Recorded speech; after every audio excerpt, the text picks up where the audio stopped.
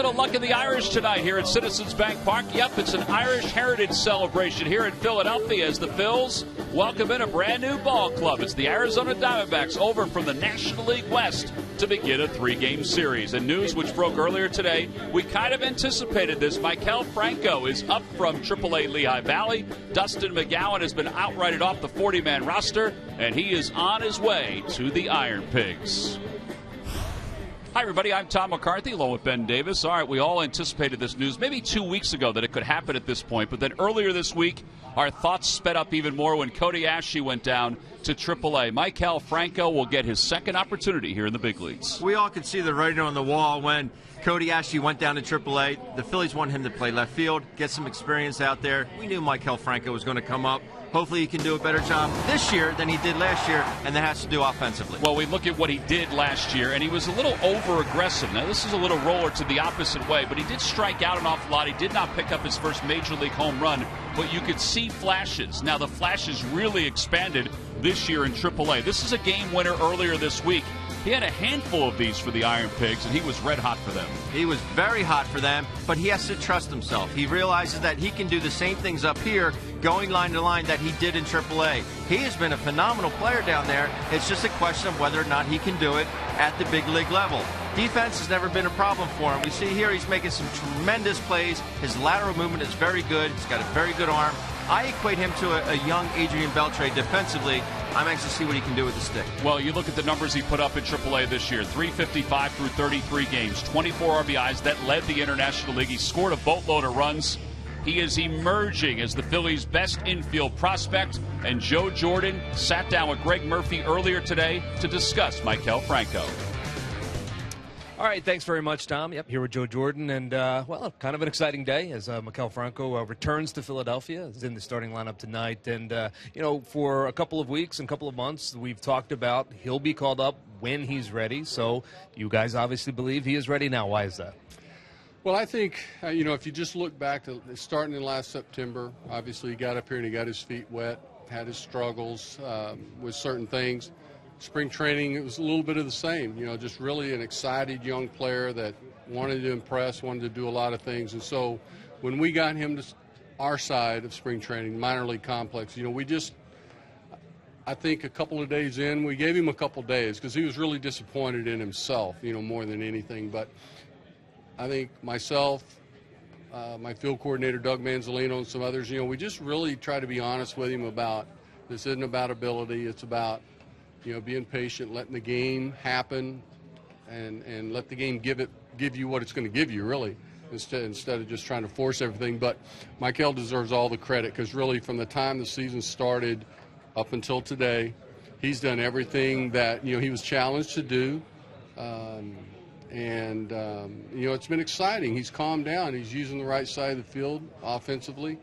And, you know, he looks ready. He really does. He looks ready. He looks confident, and he looks a little calmer. So, you know, we're going to find out. He talked a little bit about trying not to be too excited about the opportunity and just going out and playing the game that he's been playing for a long, long time, both on the offensive and defensive side of the balls. That's what he's got to do tonight. How confident are you that he'll be able to continue to do it at this level? Well, I believe he will. I mean, there's going to be moments, I think, until he really, truly settles in. There's always been some type of an adjustment period for him at any level when he's moved up. Now, this is the first year that he's repeated a level. This is the first year that he's actually gone back to the level that he started the year before, and we've seen, you know, a different player, a calmer, confident player. And so, hey, he spent 20-something days up here last September. Hopefully he can settle in. And again, if he'll do that, he'll be fine. The ability's there. We all know that. He's smart. And, you know, he just needs to enjoy it. And I really believe that this kid is going to do what we need him to do. All right. Well, it all starts tonight for him. We're certainly looking forward to it. I know you are as well. That's right. Tom, we'll send it back to you upstairs. All right, Murph, thank you very much. Tonight it will be Chase Anderson on the mound for the Diamondbacks. Chad Billingsley, his third start for the Phils. Lineups at first pitch when we return.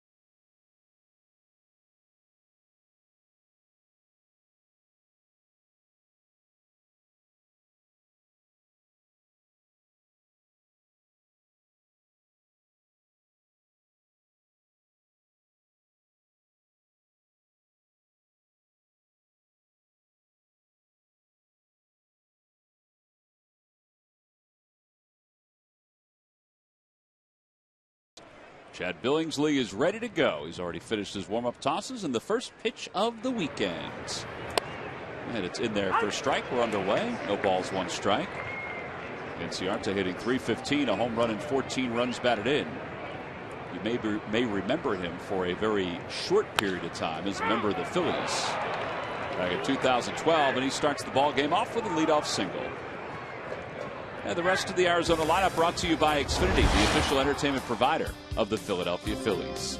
A.J. Pollock will bat second, Paul Goldschmidt third, then David Peralta and Chris Owings. Cliff Pennington's at third base. Tuffy Ghost Switch is the catcher batting seventh. Nick Ahmed, the shortstop, bats eighth, and Chase Anderson bats ninth. Well, here is A.J. Pollock, 2 for 9 in the series that the Diamondbacks just finished up. The pitch is on the outside corner, 0-1. So he's started off the first 2 batters with strikes. Billingsley's numbers. Last outing he went 5 innings, allowed 5 earned runs on 8 base hits. He did hit a home run in that ball game.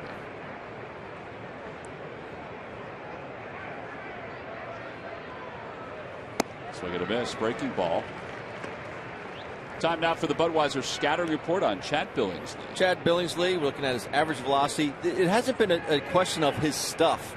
His stuff has been okay, but it's been the lefties. The lefties are giving him fits, hitting .500 this year, so he has to keep them in check. He's faced this ball club a lot, so we'll see what happens. Well, this is his 100th start against a team from the National League West because of all those years with the Dodgers.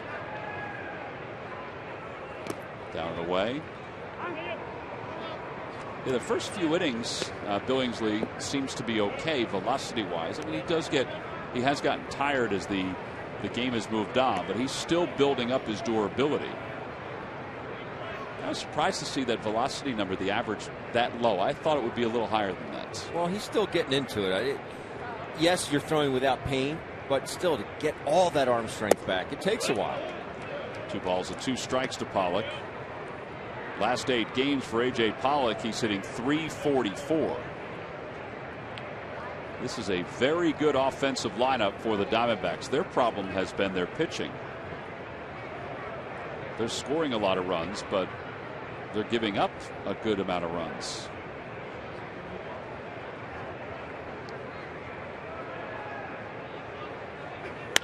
Fly ball right field. Grady Sizemore will head back a few steps. Inciarte is going to tag, and Sizemore will get the throw in quickly. All right, Ben, time now for our Nissan keys to the game. The keys for me is gold keeps going up. Paul Goldschmidt is a beast, and he needs to be contained as we see him step into the box here. And patience is a virtue. We always hear that. And this is for Maikel Franco to just be patient, trust himself, and let the game come to him. It's interesting. Ryan Sandberg said that a lot today when he was talking about Franco and what he saw during spring training and for the limited amount of games last year. Goldschmidt is an outstanding player. Not too much else to say about him. He's off to a great start. .347 average with 9 home runs and 28 RBIs. The Phillies have held him in check during his young career, but really nobody else has.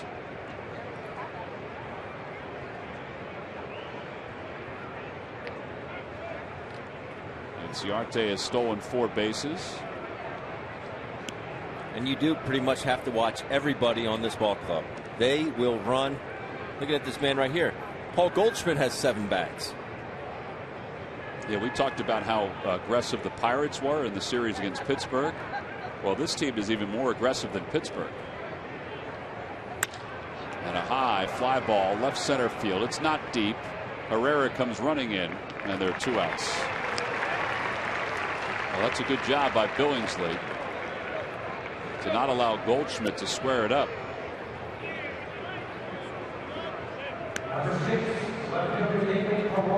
Would you say he's the most under the radar player in the National League? If he's not the most, he's one of 3. And Billingsley misses his spot there. He's supposed to be down and away. Actually, ball kind of runs in on him and jams him. I guess it's because he plays out in Arizona and they haven't been good recently. They're not on national television a whole lot. David Peralta takes outside. It's 1 ball and no strikes.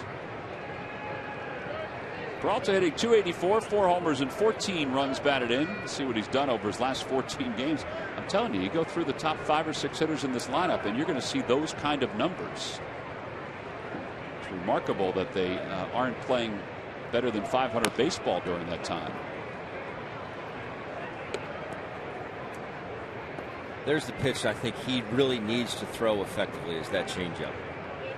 If he can throw it effectively, you're going to see those numbers against lefties go down.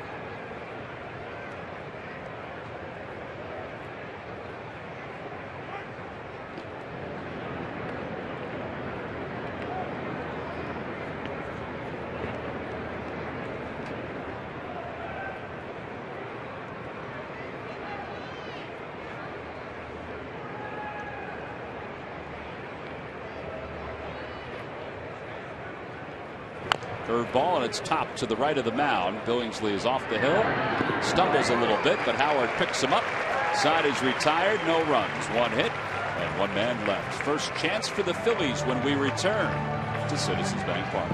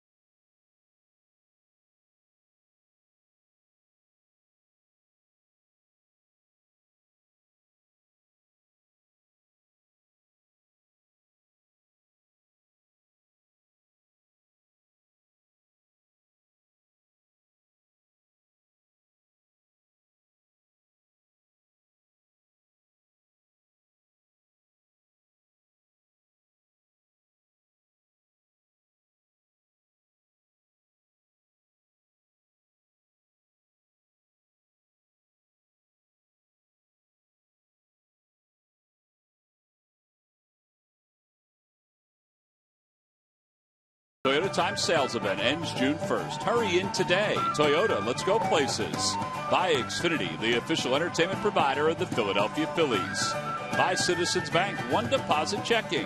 Keeping things simple is helping you bank better. By Budweiser, still brewed the hard way. This Bud's for you. And by Independence Blue Cross. Live fearless. Learn more at IBX.com. Irish Heritage Night here at Citizens Bank Park. Murph, you and I are from, Murph and Ben, you guys were from Irish families. Yes. How much did you guys laugh at that little kid sitting in the corner? I mean, isn't that like everybody's house? Where he's sitting in the corner and looks like he's pouting? Absolutely. I tell you what, Murph and I are mad at you, Tom. Oh, yeah, why? Because we don't have our green shirts on. Yeah, that's right. It's my fault. Epic fail. Well, it's fortunate that Murph's not wearing a gray shirt today. Look at the little kid right there on the right. Isn't that awesome? Seen it, heard it. He doesn't need to get involved. Another carrot top. Murph, did you see that photo of the youngster? I did not. I'm sorry. He's literally sitting in the corner while I guess his dad is playing in the band. With both hands on his face. He had enough at that point. He had enough.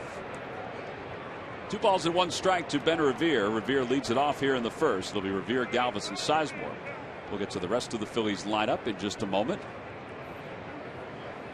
Inside and low, 3-1.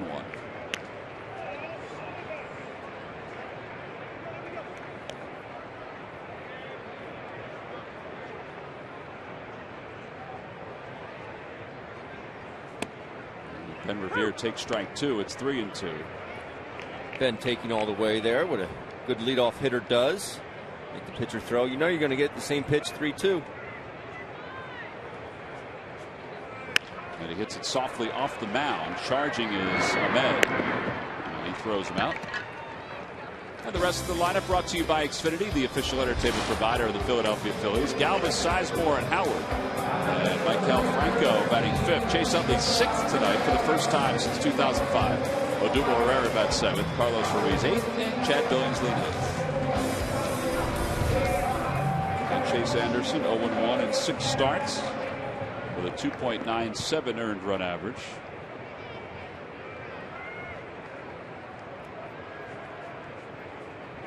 Freddie Galvis takes outside. Galvis red hot, 353. 4th in Major League Baseball. As you see the Budweiser scouting report on Chase Anderson. It's a good fastball, very good on the road, commands the inside part of the plate to left-handed hitters very well. Well, that one is squibbed to the left side, and Galvis is thrown out by Pennington. So 2 away, 2 quick outs here in the bottom of the first, and here's Grady Sizemore batting 3rd tonight.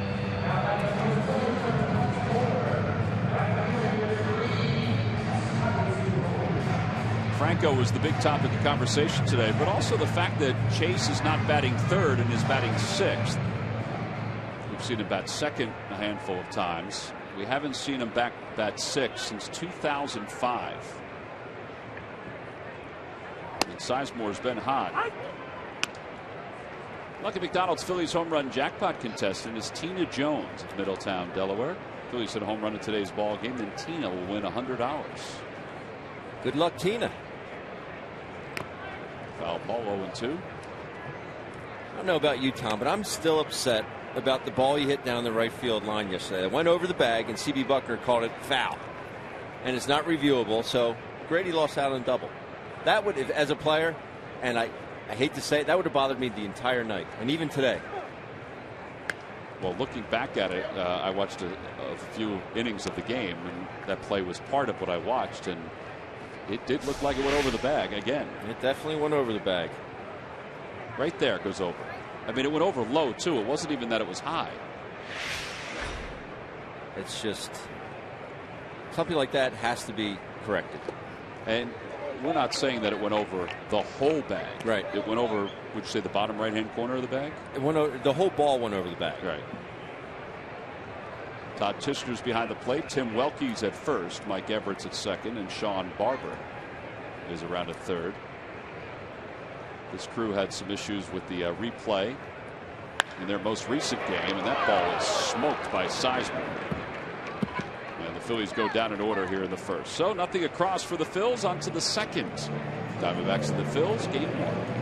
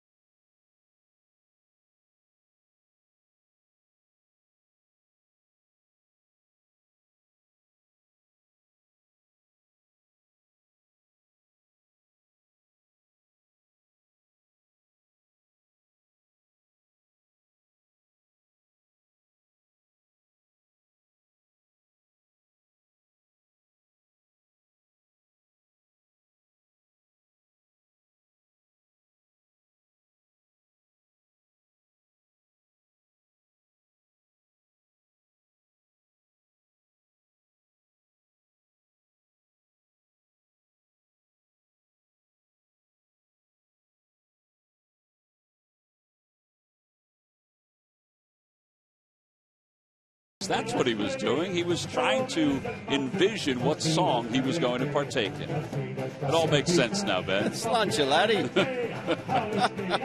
Top of the second. Yep, Irish Heritage Night here at Citizens Bank Park. And Chris Owings will lead it off. against Chad Billingsley. Owings 246 with 2 homers and 10 RBIs, and he breaks his bat and he floats a single to left field. And Owings takes a big turn around first, and he'll hold up there. So back-to-back leadoff singles for the Diamondbacks. These Diamondbacks being very, very aggressive on that first pitch. I know we're early in the second, but they're attacking early. Well, as you mentioned, they are, and there's not a lot of guys that are held over from when Billingsley pitched, but they understand what Chad Billingsley does. 10-9 lifetime against the Diamondbacks with an earned run average of 3.8. First pitch to Pennington is a strike. It's 0-1. Pennington was 0 for 9 on the homestands. Diamondbacks have a couple guys who are under the weather today. Yasmani Tomas is one. Aaron Hill is the other. Tomas was originally in the starting lineup for Arizona. Fly ball left center field. Herrera's on the run, and he gets there.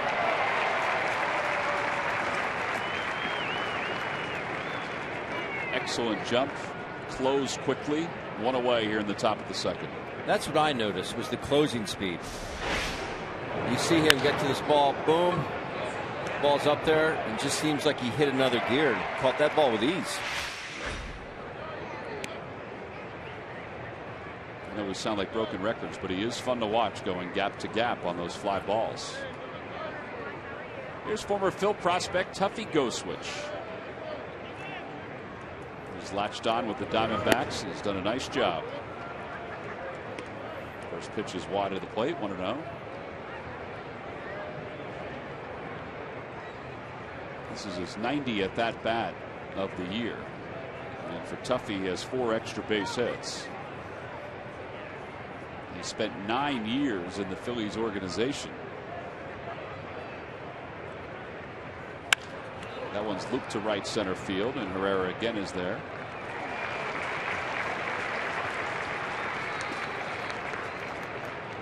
Two outs.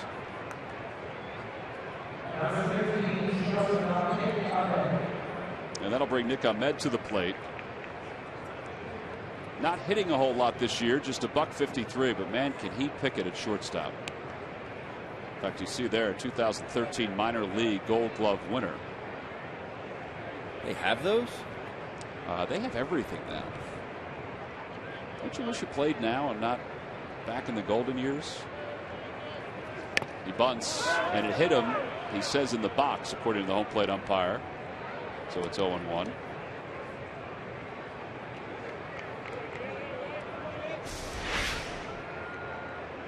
Definitely in the box there.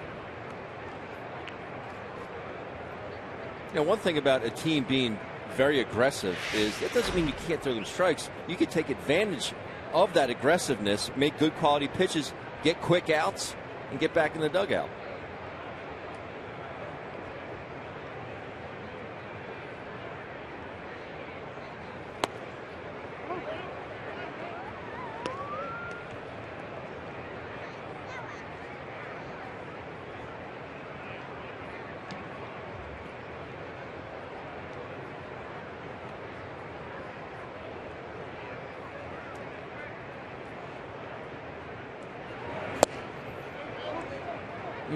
Carlos held that one for a moment. That was a cutter from Billingsley. It looked like it cut right over the plate. Carlos back behind the plate today. Cameron Rupp got the opportunity to catch yesterday. Saw Cameron earlier today. I said, way to chuck it yesterday. Had a big smile on his face. Brady Sizemore ventures into the alley, puts it away, and the side is retired. So 21 pitches for Billingsley through the first 2 innings. He's allowed 2 hits. Both times the leadoff batter has gotten aboard. Both times he's been able to work around it.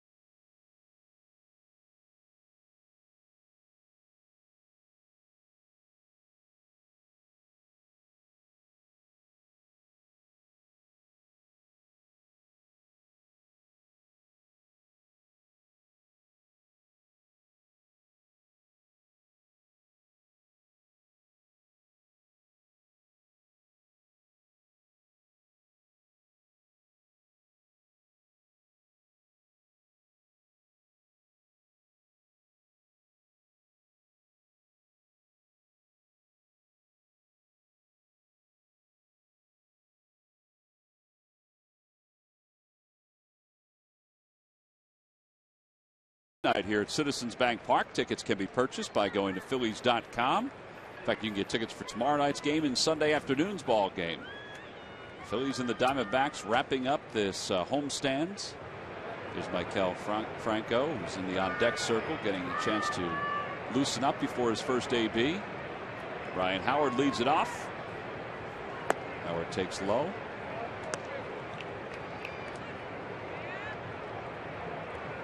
Ryan with a very, very good game yesterday. It was nice to see. Hit 3 balls very hard. Out to left field. And Peralta near the track is under it. And one away. And here comes Maikel Franco for the first time here in 2015 with the big club.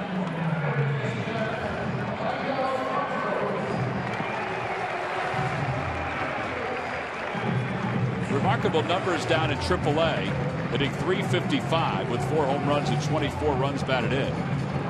You see what he's leading the International League in at this point. Now he is going to swing early. That's usually what he does. We'll see if that changes at all. He takes a strike. It's 0-1.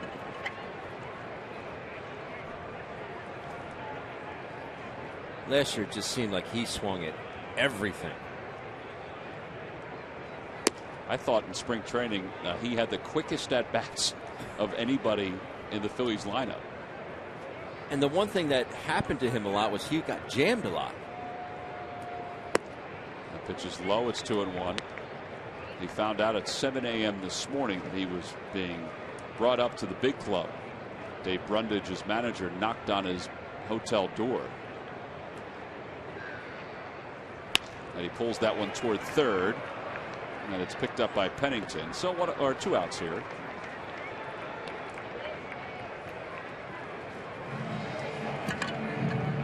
He probably had an inkling that he was going to get called up. I would think so. He was in Rochester, New York.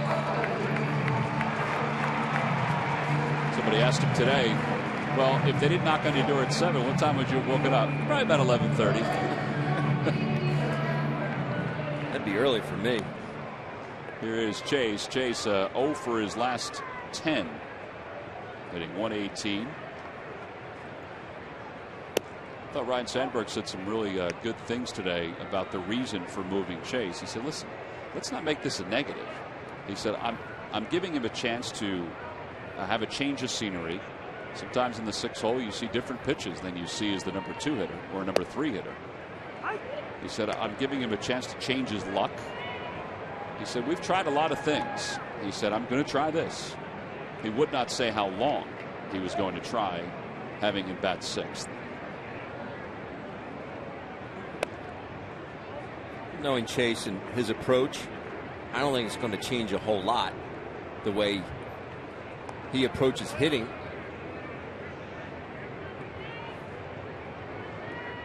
Yes, he might get different pitches.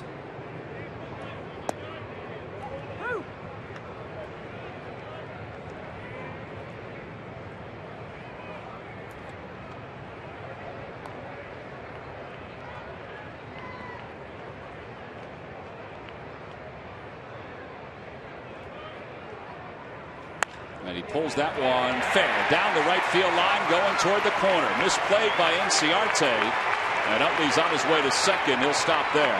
It's a 2-out double. Second double of the homestand and of the season for Utley. Smoked.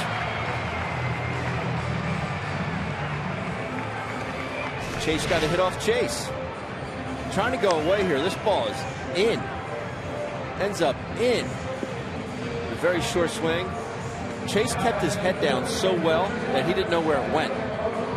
That's a good sign. You see him kind of freeze there at home plate, like where Mike Piazza used to do that all the time. He'd hit a ball to right. He had no idea where it went. Because he pulled it so often. Well, I mean, he just kept his head down. He would hit balls and. Well, now Odubel Herrera, who's hit in 3 straight.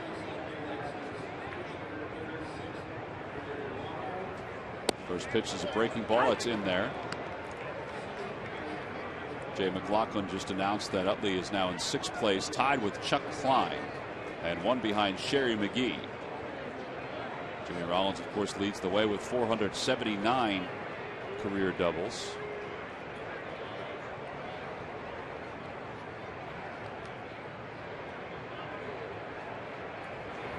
I think Jimmy built enough equity in that category to stay atop the doubles lead for a while. I think he'll be okay.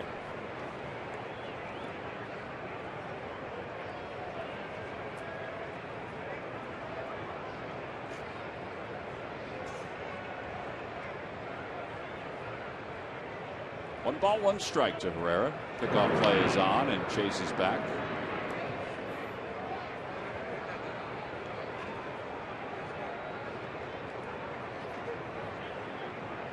You don't see a whole lot of pickoff moves anymore. Obviously at first base you see them, but not so much at second. You always work on it in spring training, but it's just something that you kind of almost forget to do or are scared to do during the regular season. Swing and a miss. It's 1 ball and 2 strikes. Tuffy Goldschmidt pumped back to second base. Utley, who had a very good secondary lead, sprinted back.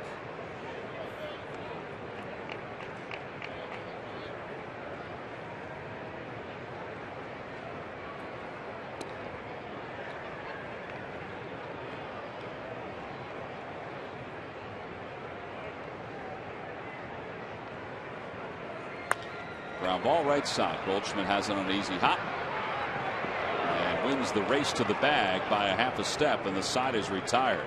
So 3 unassisted, no runs, 1 hit, 1 man left in scoring position. On to the third, scoreless game.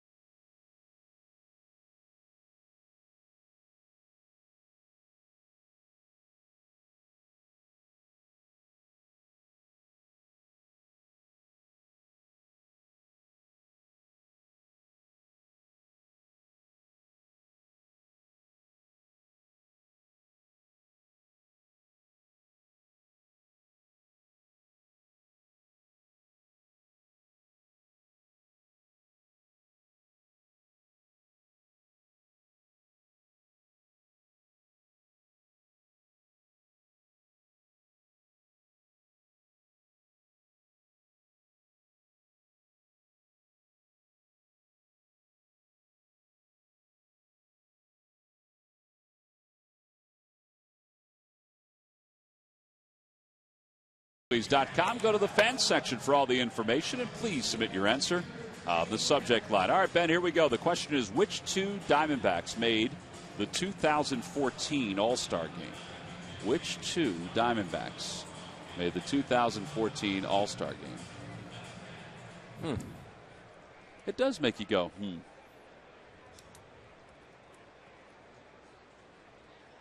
I will tell you that one guy is no longer here. The other guy is still here. Chase Anderson will lead it off. Takes a strike. It's 0-1. So it's not Luis Gonzalez. It is not Luis Gonzalez, but that's an excellent guess on your part. Maybe 5 or 6, maybe 10 years too late, but broke his bat, and Chase Utley grabs it out of the air, 1 away. Ender Inciarte is coming up. Let's check in with Greg Murphy. Murph. All right, thank you very much, Tom. Well, I'm joined by a very special guest. It's Chief Inspector Joe Sullivan of the Philadelphia Police Force. And kind of a couple special moments, Joe, before the game today as some young folks honoring their parents were here today. Yes, Quamir, the son of Sergeant Wilson, hero fallen officer of the Philadelphia Police Department, and Maikel, a firefighter, Craig, Joyce Craig, who also gave her life to the citizens of Philadelphia in action. They threw out the first pitch today, and it was truly a touching moment. On behalf of the Irish Pub Children's Foundation, we have a large crowd here tonight. We're an organization that's dedicated to the needs of children throughout the Delaware Valley, and especially those of fallen first responders, firefighters, police officers, EMS, and those that do for our community. First responders, like you saw this week, that went into action at the train wreck and did such an incredible job of getting the injured to safety. So we're happy to be here. This is our start-off event. Our main event is the Irish Pub Tour de Shore, 60-mile bike ride from Philadelphia to Atlantic City, and that'll be July 19th. And we ask everybody to consider supporting that, because the money goes to outstanding charities that support the needs of children throughout the Delaware Valley. You know, it's an event that's close to both you and I, and we celebrate Irish Heritage Night here at the ballpark tonight, and the Irish Pub Children's Foundation does do so much good work. And I know, as busy as you are with all the work that is involved being part of the Philadelphia Police Department, you're able to give your time towards the foundation, and it's because of moments like tonight that we saw here at the ballpark that we all get excited about the work we're doing. Absolutely. Tonight is just one shining example of the many things that the money raised by the Tour de Shore, which has raised throughout its existence, it's raised $4.2 million, which has almost all gone to the needs of children within the Delaware Valley. We raised over $700,000 just on last year's ride, and we hope to do $750,000 with everyone's support this year. This is a charity that has almost no overhead, and almost every dollar goes directly back to the charities that we serve, and we just really hope that people will come out, either participate in the ride, which is a great time, or contribute to the charity. And we thank the Phillies for hosting us tonight. Well, it's good to have you guys here. Enjoy the night. I know you got a couple hundred people up there, Joe. We appreciate it. Quick inning as the Arizona Diamondbacks go down 1-2-3. Maikel Franco with the play at third. We'll be back right after this.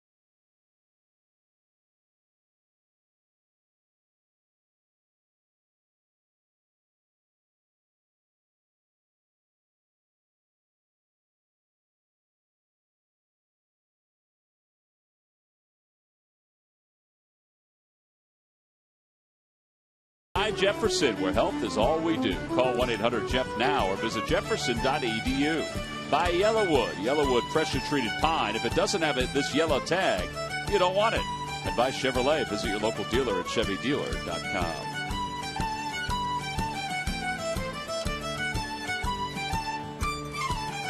One of our camera operators, the great Mike Miller, that's his daughter Marissa, just to the left, doing a little Irish dancing. I wonder how Mike got her hair to look like that. It's all part of the Riley Dance School. They were part of the festivities here. Irish Heritage Night at Citizens Bank Park. 1 strike to Carlos Ruiz. Carlos 239, no homers, 5 runs batted in.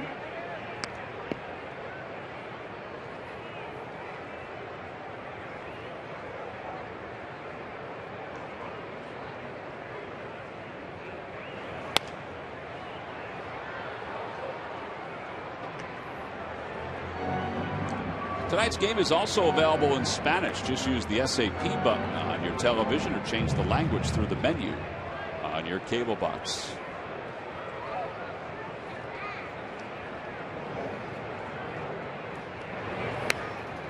Got a play. Well, Ben, you mentioned that Chase Anderson is not overpowering. What he is around the strike zone. Yes. Does have 13 balls out of his 20 and 20 strikes out of his 33 pitches, but he is around the strike zone. And he does a lot of it. He really does like to pitch in. So you see right there.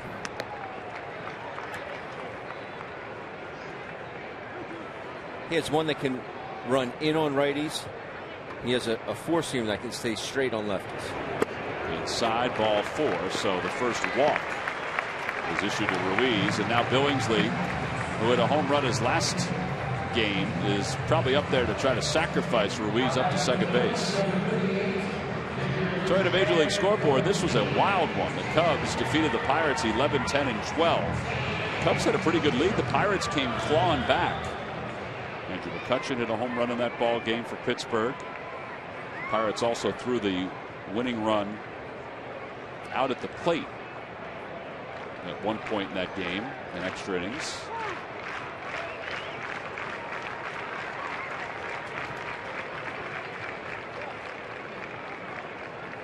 Billingsley 1 for 3. He has 3 career home runs, including one in his last start for the Phils.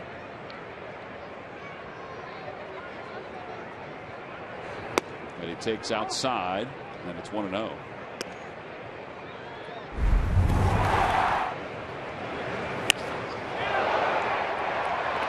That was a laser from Bartolo Colon. It hit the screen on the foul pole. Fair pole. Fair pole, foul pole. Slaps it towards short. And the only play is to first. So they still get Ruiz up to scoring position. They tried that the other night with Sean O'Sullivan at the plate. And O'Sullivan missed the sign, and Ruiz was thrown out trying to steal. That time, though, Billingsley knew the right sign, and he made contacts. They know that Billingsley can handle the bat. They know that Anderson is a strike thrower, despite walking Chus to lead off the inning. Why not? They just unfortunately had the right guy covering the bag. Well, for the second straight inning, the Phillies have a runner in scoring position. Now with one man down. They had Utley in scoring position with 2 outs in the second. Revere is 0 for 1. He grounded out to shortstop his only time up.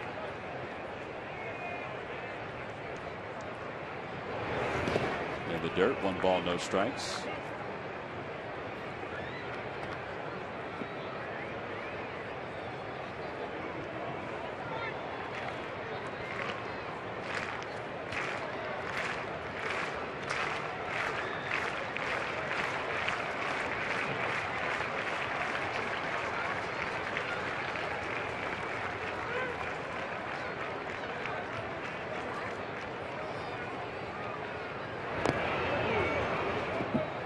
Got a piece of it. It's 1 ball and 1 strike.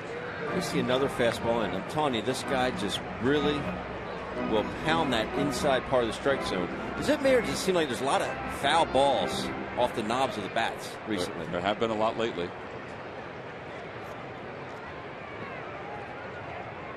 And you said you've never done that before. Never. Have never done it.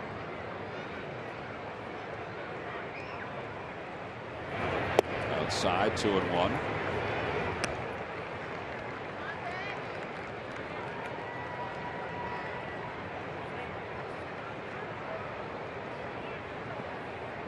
This is where the fanatic feels like he is causing all the success for the Phillies at this point.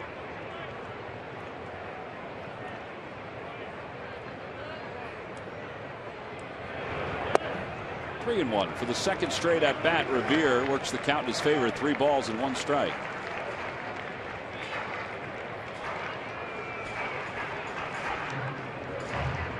Galvis on deck.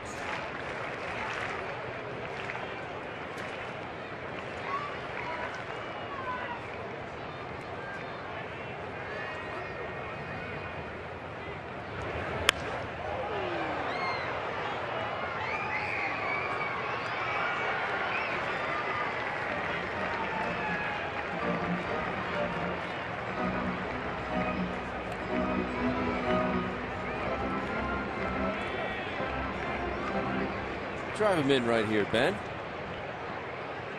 The fighting's on top.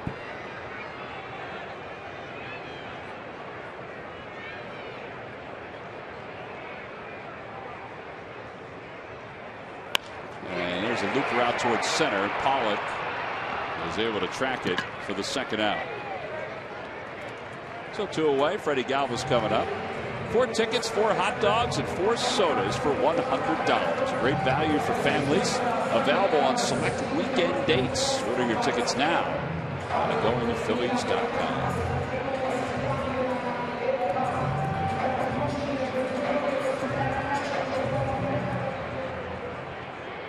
A little lady enjoying some fries.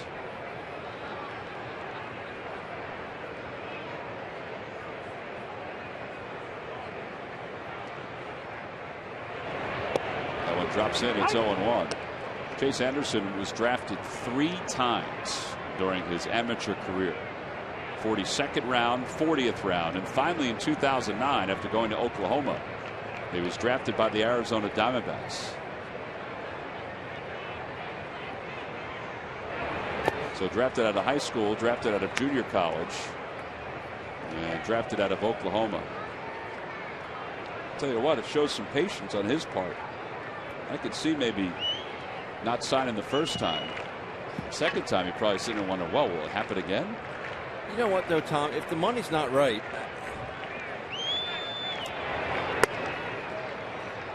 you can go and get your college education, which is wonderful. But a lot of people forget the fact that you may sign for a big number. Half of it's going to Uncle Sam.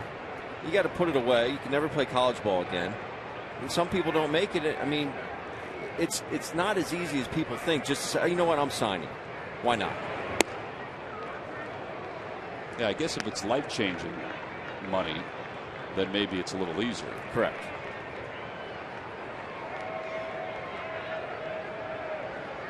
I mean, for some players, yeah, it's a no-brainer.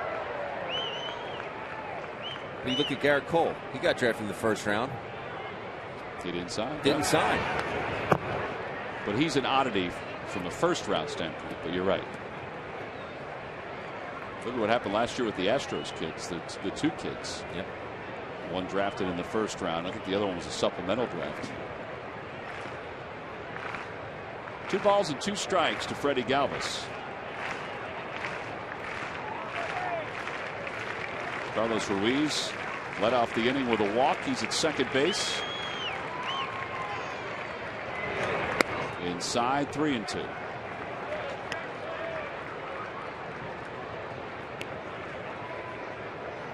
Grady Sizemore up next.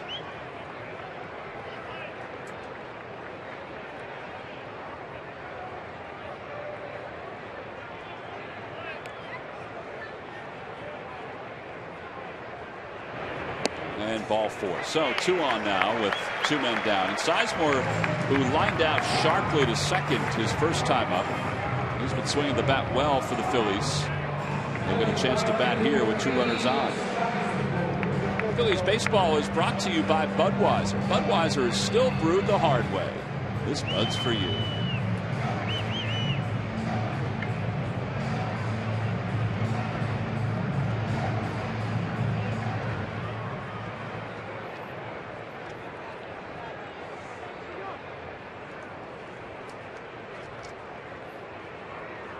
Whatever that aroma is, Tom, I want it. I think it might be lard. Something's being fried around here. Fried is for me. 22 pitches this inning for Chase Anderson. Throws a changeup to Grady Sizemore. It's not a bad idea. Sizemore was all over his fastballs last time.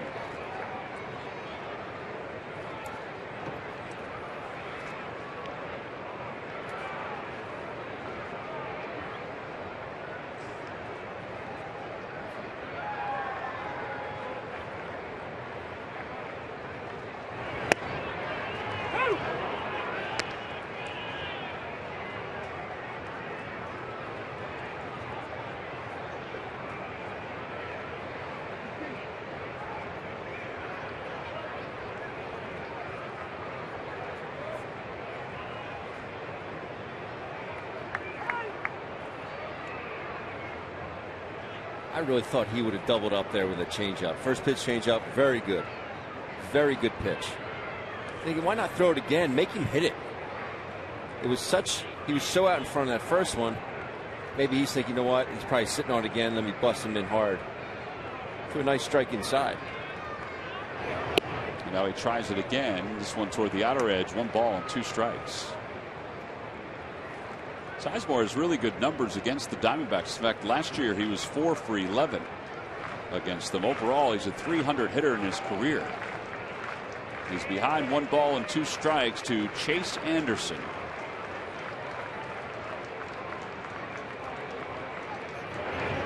Broken back ground ball, and it's foul past one Samuel.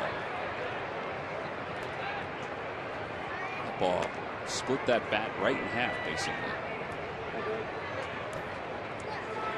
I think of every time I see a broken bat like that. When Roy Hobbs goes back to Bobby Savoy, he says, "Pick me out a winner, Bobby." Bobby looks at him and says, "Okay." I've watched that a gazillion times. And that's what I think of every time I see a bat shattered like that. So Tucker's playing the role of the bat boy from the natural? Yeah, Bobby Savoy.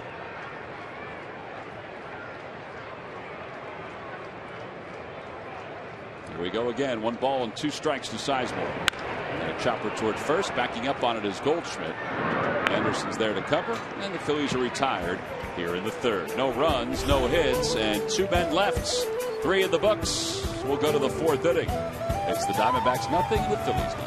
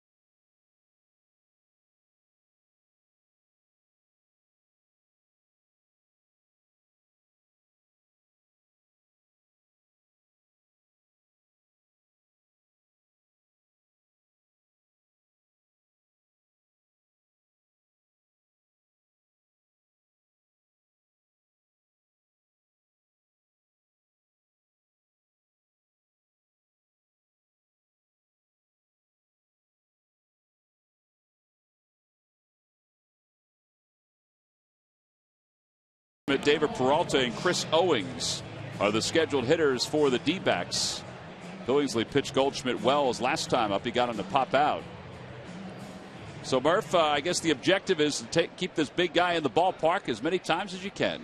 Well, that is certainly the objective. And, you guys talked about it at the beginning of the show tonight. This guy is so underrated. You talk about the best players in the National League, and not often are you going to hear the name Paul Goldschmidt, but you probably should. And one of the reasons is, well, he can use all fields. The guy can flat out hit, and this just kind of illustrates the way he goes about his business. There you see the left field, the majority of his power. He's got the 5 home runs there and 17 hits.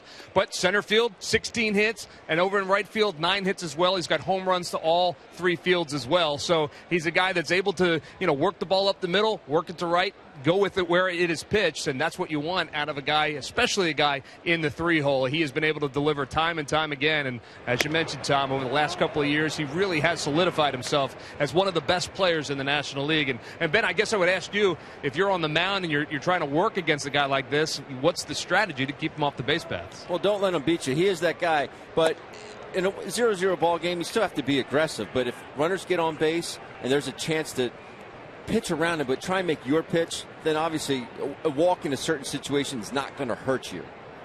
But he is a guy that's tough to pitch to. He really is.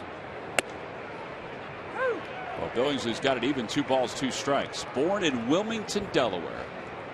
When you asked Paul about that, he said, I don't really remember it a whole lot. We left pretty early. Mom and Dad were working in the Wilmington area. 2-2 pitch to him. Inside, 3-2.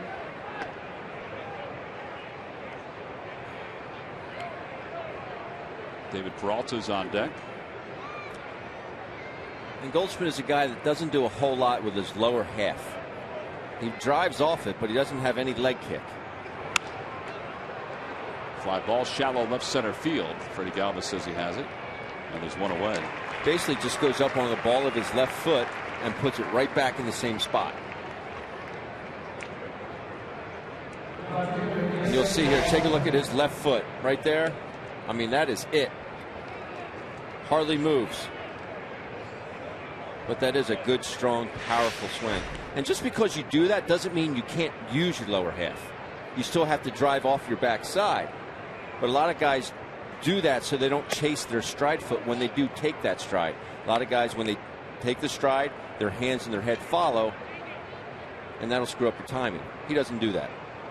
But Chad's gotten him twice tonight, which is great to see. Outside corner, it's 1-1. Hey, how about Murph asking you a question as a pitcher, not a catcher? Huh? He's doing both ends of your career. He's always trying to catch me off guard, that Greg Murphy. 1 ball and 2 strikes. Murph, maybe we should wear our green shirts tomorrow. You know what? I think we should. We can't. Mike doesn't have one. I'll bring one for Mike. Slowly on the right side. Billingsley is able to pick it up. You remember last time he wasn't able to pick that ball up. This time it looked like he stayed under control and was able to race it to the bag. That's where all that conditioning in between starts comes in handy, Tom.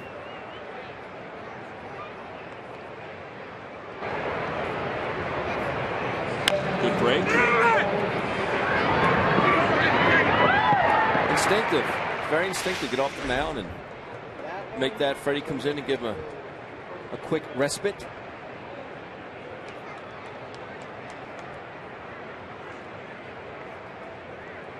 Carlos dusting off the batter's box, which he doesn't really need to do, but he's trying to give him some extra time out there.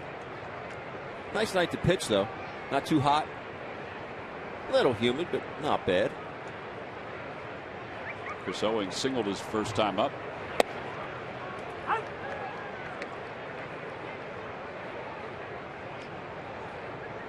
Hopefully the weather stays as good as it's been as we wind down this homestand. Night game tomorrow, day game on Sunday. 0-2 to Owings.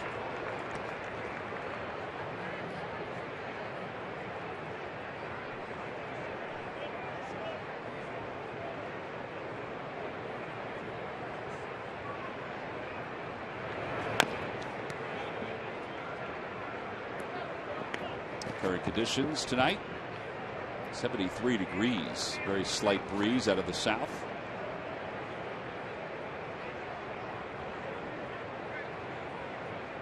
Well, it sounds like you know what you're talking about there, Tom.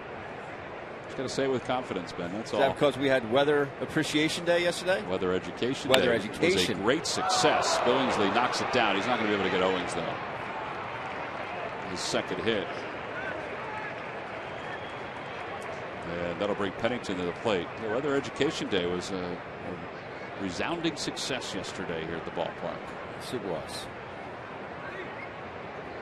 2015's Food Service Breakout Player of the Year is W.B. Mason, providing amazingly low prices on kitchen disposables, consumables, smallwares, and so much more. From your new partner, new restaurant partner, who but W.B. Mason.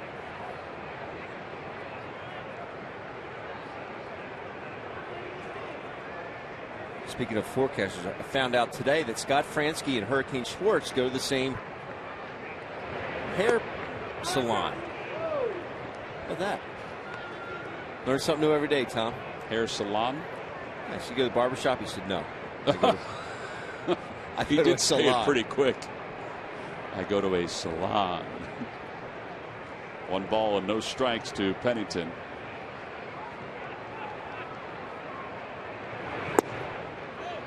And now 2-0.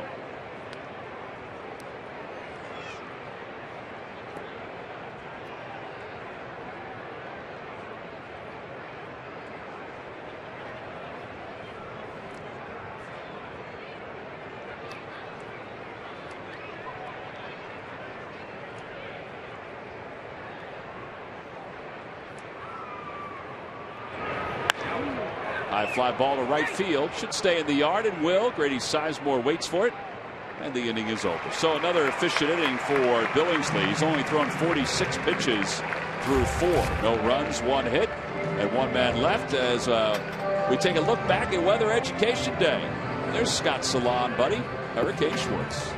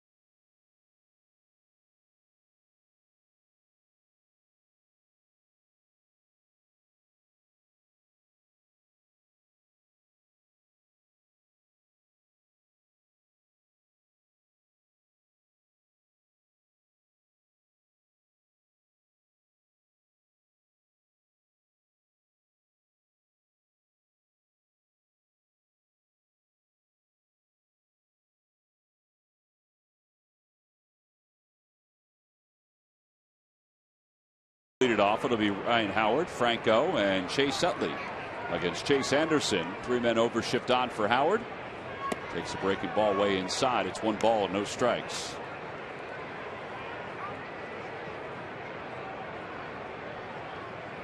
Last 21 ball games, Howard's average is at .260 with 7 homers and 14 runs batted in.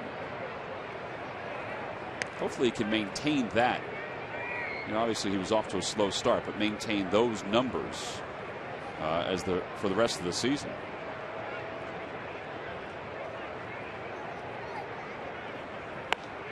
A little out front of that pitch, and he pops it up foul. Third base side, and Goldschmidt gave it a look. It hits off the roof of the dugout. Big bounce. See, it depends on how they're going to pitch Ryan Howard. Yesterday he got some pitches that were elevated that he could hit. This is bad right here. Breaking ball, change up, change up.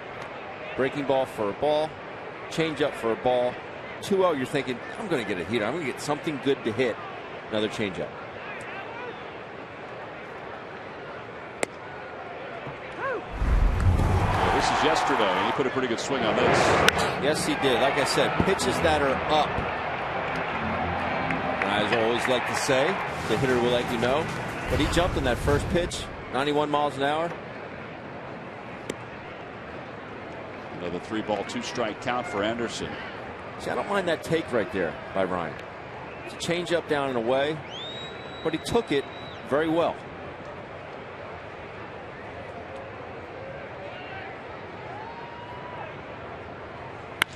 That was lined out towards left. Pretty good swing, and it's tracked down by Peralta. Phillies baseball is brought to you by Toyota. The Toyota Time Sales event ends June 1st. Hurry in today. Toyota, let's go places. By Budweiser, still brewed the hard way. This Bud's for you. And by McDonald's, any size hot or iced coffee is just $1. McDonald's, I'm loving it. Nice night here at Citizens Bank Park. Phillies and the Diamondbacks, game 1 of a 3-game series. Here's Franco. He grounded out sharply his first time up. And he lines that one out towards center field. Playable for Pollock. Yeah, there are 2 outs. So Franco aggressive with that first pitch. He took a cookie his first at bat, thinking he's going to get him this time. I don't blame him. It's a pitch I'm looking for. Definitely a pitch you can put your squad up 1-0 with.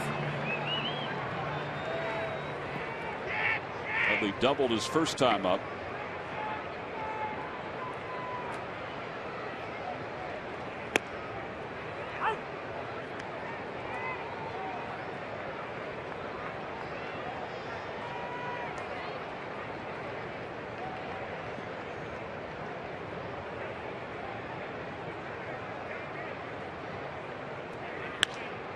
That'll be out of play down the left field line. I don't know, maybe it will be playable. It was playable. Peralta just couldn't get to it. Off the bat, that looked like the ball was going to slice out of play right away.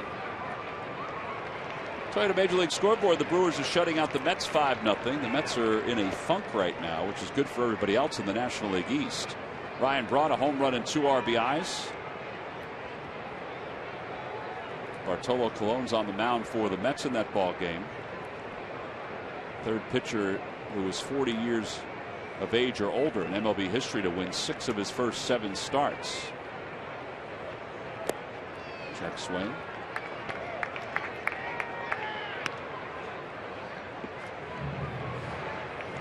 Current standings, it's pretty tight. Nationals a game and a half out. Marlins and the Braves 4 and 4.5, and there are the Phillies with 13 wins at 7.5 games out. Utley is out front and down on strikes. 1, 2, 3 go the Phils. Second time tonight. They've been retired in order. For Chase Anderson, it's his first strikeout. We'll head to the 5th inning.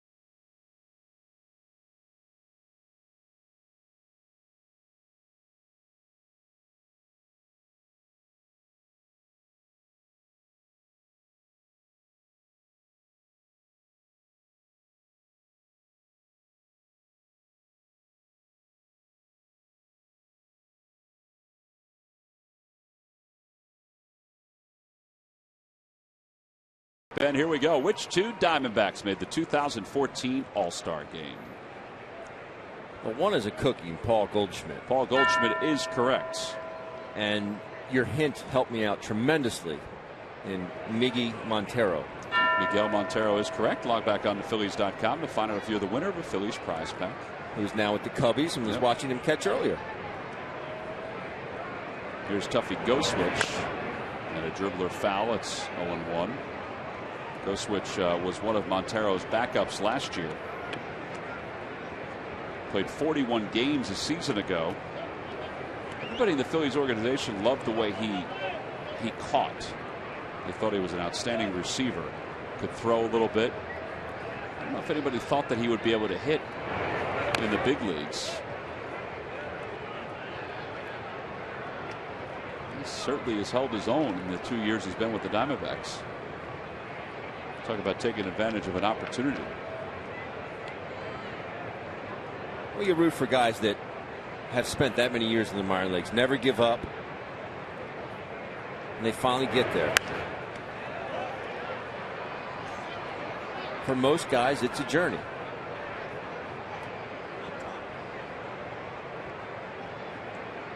Yeah, he certainly never had anything handed to him. Very good college player.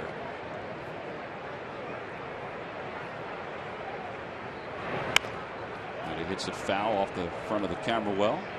And it remains 0-2. I remember when he caught Roy Halladay in spring training and how much Doc loved throwing to him. He thought he was top flight. Curveball rolled toward third. Franco gets himself set. He does have a strong arm. One away.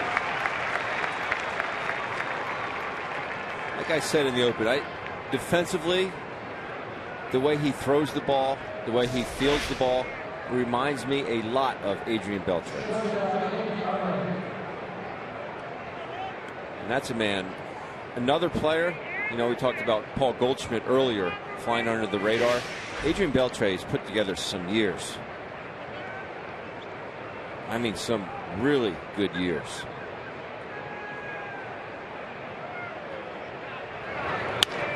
Another chance for him. A little quicker runner this time. Doesn't matter. 2 outs. Wake up with Rob Ellis, Jillian Mealy, Sarah Baker, and Barrett Brooks on Breakfast on Broad, presented by Virtua Joint Replacement Institute. Weekday mornings from 6 until 8 over on the Comcast Network and on breakfastonbroad.com. Guy on the left just got up from his nap underneath the rainbow. And alive. He is fitting in tonight. It's Irish Heritage Night here at the ballpark. Look at him. That's awesome. Some of the folks sporting the green jet caps with the shamrock on the back. Our own Chris Cashman is wearing one behind the plate. We showed you that before. Get the radar gun up. And my brother has one of those, and it looks so good on him. He wears it a lot. I look terrible in one.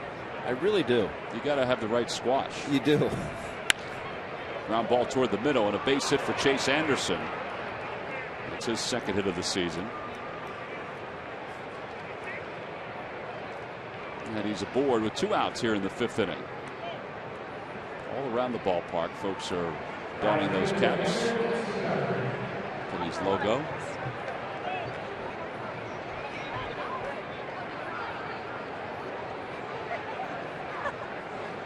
That's what happens when a camera sneaks up on you. A little different green going, but still. Which way should I turn? Which way should I turn?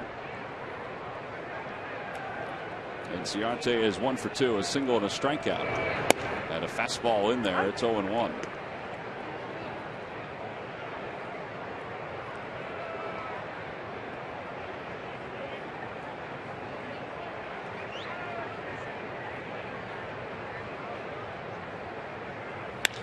That one's hit sharply back toward the middle. A base hit. Anderson's going to go to third. Now the Diamondbacks will have first and third with 2 men down. Chase Anderson looks like a ball player out there. Not only with his swing, with his base hit, but also the way he's running the bases. It's a ball that you can easily go to third on, but you don't automatically think of that coming from a starting pitcher. Whoop. Not used to going 180 feet.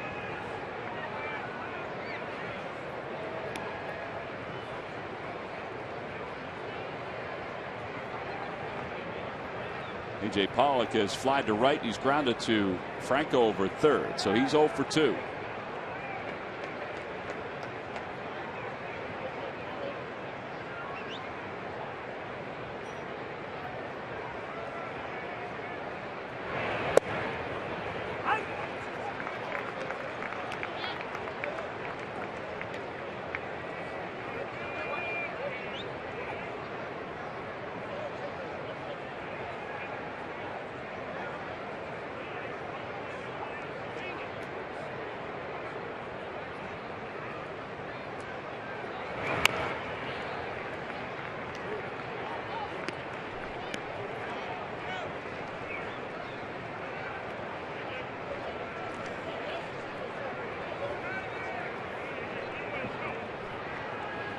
I'd like to see Chad put him away. Next 2 pitches. He's only thrown a couple of those curveballs that we've talked about, how good they've been. The 0-2 pitch coming. Throws it outside a cutter, and it's 1 ball and 2 strikes. Chad kind of fell off that one there. He could have yanked it. Landing foot. Once that landing foot landed, he just kind of fell off towards the left and yanked that pitch down and away.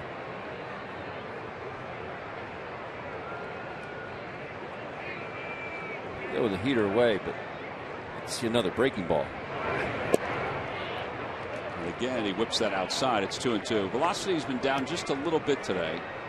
That one was at 91, but a lot of his fastball's been 89, 90 here tonight. Not a big deal. His location's been really good. It has been, but you heard a little grunt on that one. So the speed's tonight.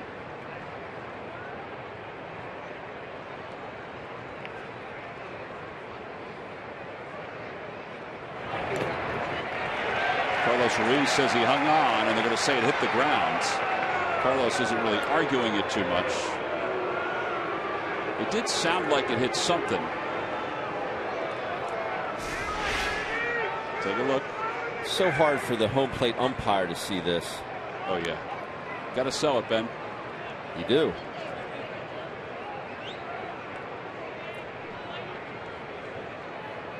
I think Todd Tishner looked down at Tim Welke down at first base for. Tim probably called that one. Needed some assistance.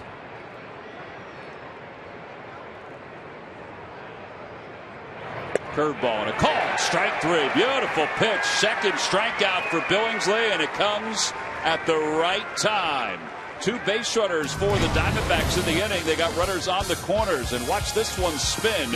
A.J. Pollock wasn't expecting it, and we go to the bottom of the 5th.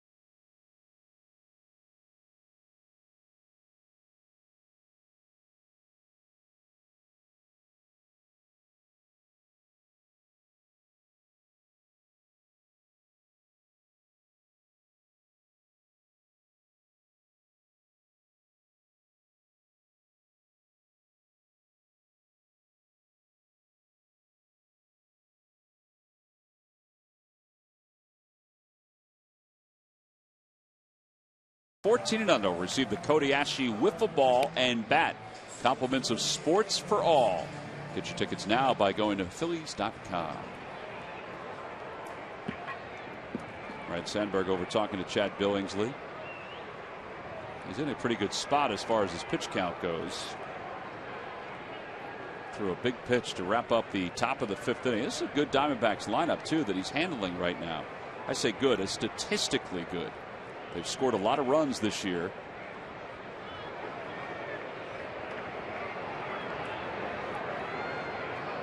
That breaking ball was a good one.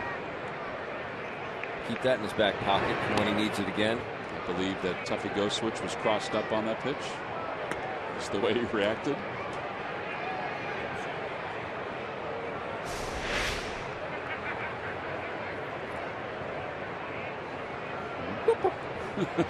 Might need some of that fluorescent paint that Chooch has on his fingernails.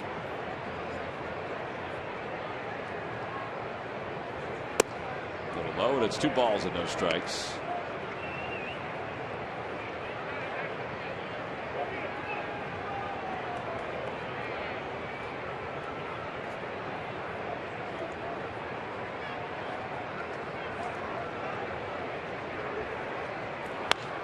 the end of the bat. Will be out of play. 2-1.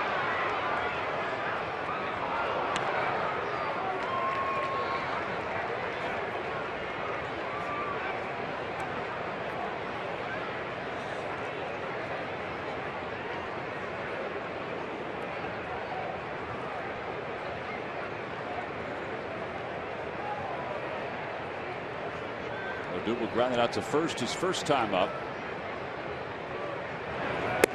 And he's laid on that 92-mile-an-hour fastball, and it's 2-2.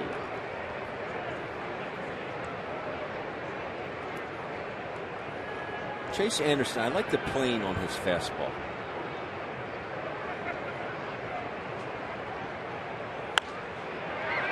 Well, he has very good mechanics, at least it seems from our vantage point, Ben. I mean, you would know that better than anybody, but he's quiet when it comes into his windup, and everything seems to be sound with his release, and everything's out of the same exact slot. He does repeat his windup very well.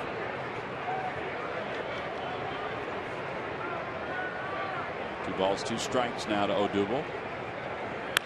That one's floated out toward right center field. It's going to drop for a base hit. Inciarte won't get it. This could be 3. Herrera's on his way to second. He stutters a little bit, and we'll have to hold up there. Wise decision there. They give some credit to Inciarte. He got to that ball and got rid of it pretty quick out in right center field. Once I saw that ball land, I'm thinking there's no way he doesn't get a triple here. Stays through the ball very well, drives in the gap. But you're right, Tom. They got to this very quickly. You see him stutter right. That's smart, though. You do not want to make that first out at third base. Well, it's a 4-game hitting streak now for Odubel Herrera. And now a meeting on the mound. Ruiz is walked tonight.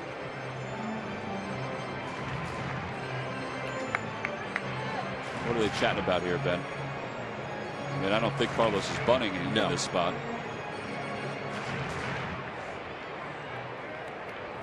Maybe they're just discussing signs. I would assume so. As Chase Anderson did go first to third last inning, thinking, I hope that affects his. I hope he gets winded. Comes back the next inning, doesn't have his legs underneath him.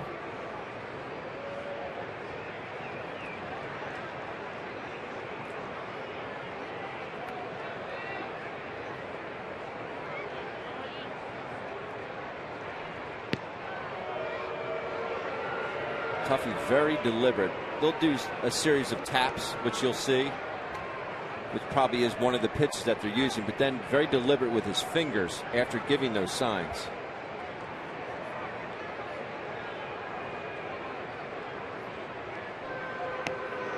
But he's not sure about whatever it is Goldschmidt is sending down there. I don't think he can see. Well, even the taps, though, won't the taps give the sign too? Does one give one thing and one give the other? Come on, you're not playing anymore. You can give away your secrets. No, it does, but you know, I'm thinking he may have forgotten what they were. Face mask is curveball. I remember when we used touches with Jamie. Face mask was curveball. Whoa! He may pitch again. And your cup was curveball. Curveball. And it's 1 ball and no strikes.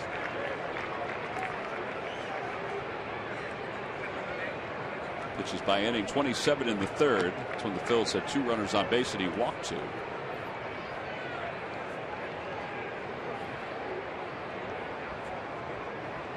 Odubel creeping off second.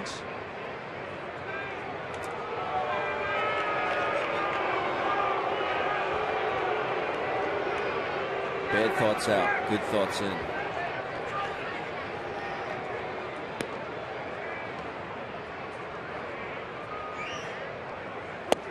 At the knees, 1 ball, 1 strike.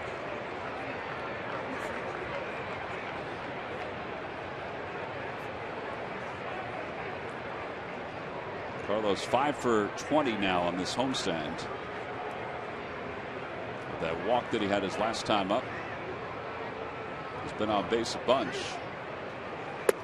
Inside, 2-1. With nobody on, we see Chase Anderson in very good rhythm.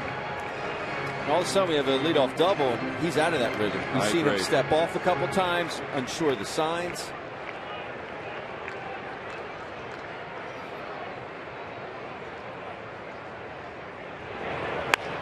Off the end of the bat, out to left field.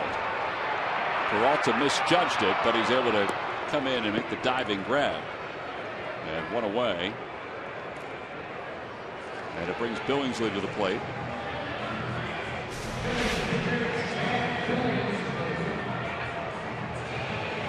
Obviously thought it was hit harder than it was. Peralta makes the adjustment. Check out the CSN Philly mobile app. Get breaking Phillies news and analysis from our insiders, plus videos, scores, schedules, and more. Visit csnphilly.com/app and download today. Had that app today. You'd follow Jim Salisbury and the rest of the folks. And they let you know about Maikel Franco being brought up here to the big club. No balls, 1 strike to Billingsley. Grounded out to shortstop his first time up.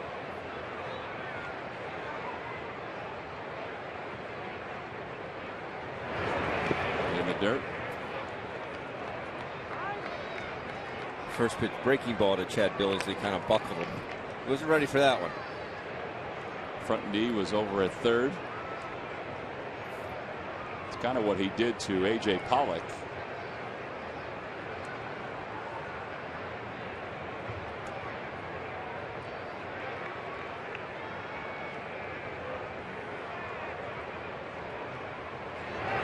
Way outside, 2-1.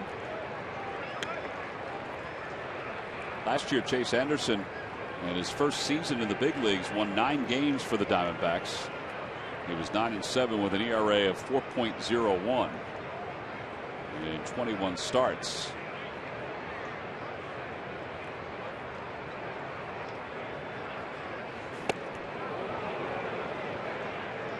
I'm very impressed. He's got a 1.5 ERA on the road.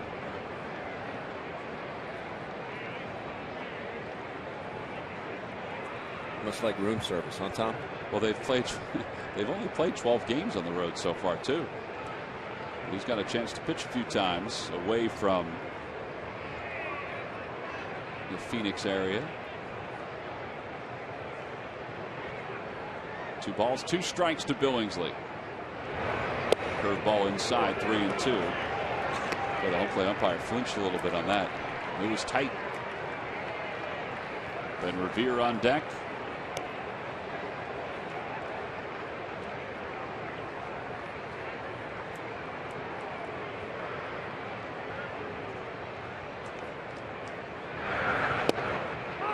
Billingsley's down looking. That was the 6th full count of the night for Anderson. It's his 2nd strikeout. And for the 2nd time in 3 innings, the Phillies are going to need a 2-out base hit with a runner in scoring position. It's Ben Revere who's coming up.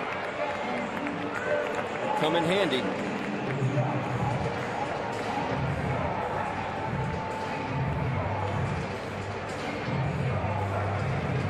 I'd like to see Chad at least try and swing at that one.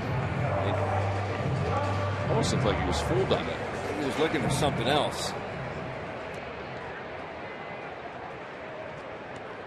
It's a good pitch by Anderson, but you don't think he thought he was going to throw him a curveball. Revere is 0 for 2. Takes a strike, 0-1.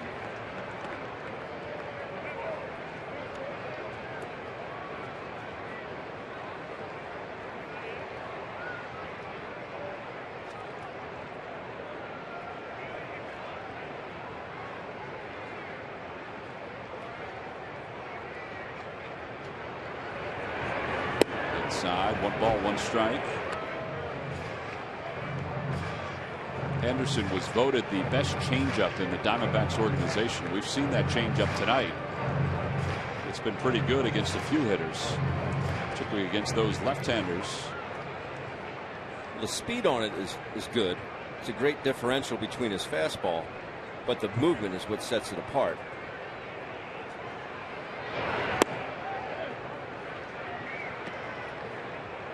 Almost looks like he's trying to set that changeup up with these 3 pitches on the inside part of the plate. He's done it since pitch 1. Heaters in. righties and lefties.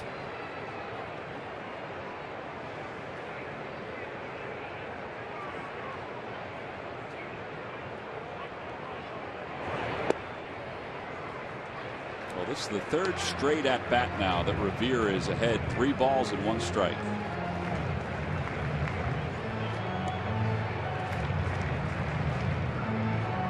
Good take on that 2-1 changeup. I know I'd have been swinging at it. For sure.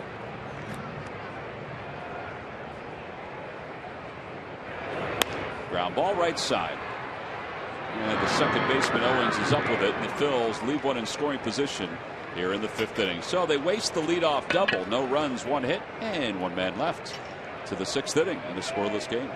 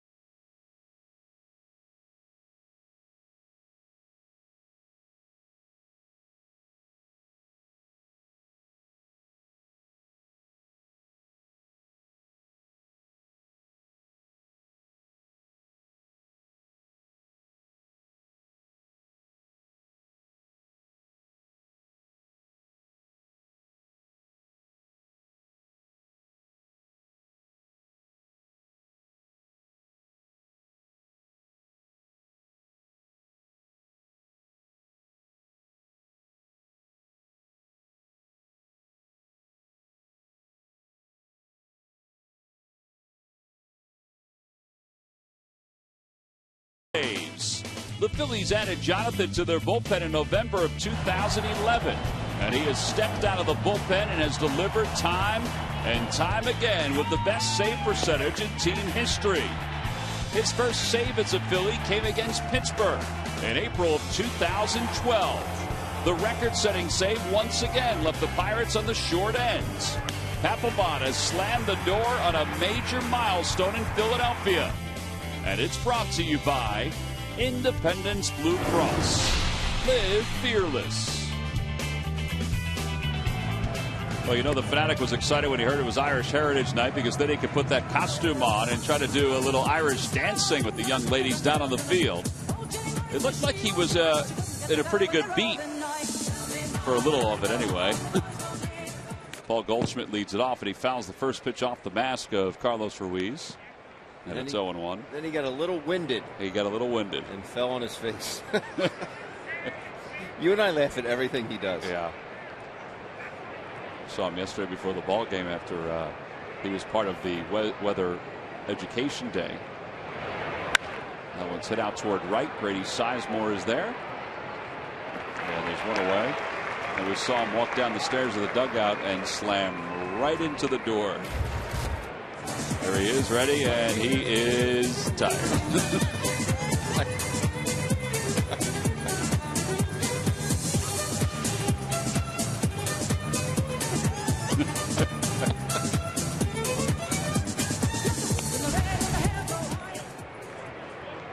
One out. David Peralta's the batter.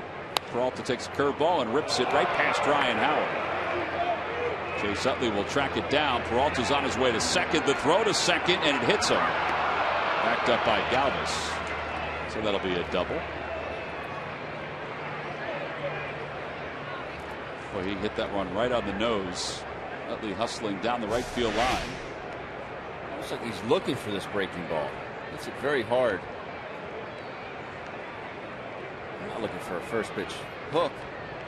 Second baseman Chris Owing. And he hasn't thrown a whole lot of hooks. He must have seen it well. It's the only thing I can think of.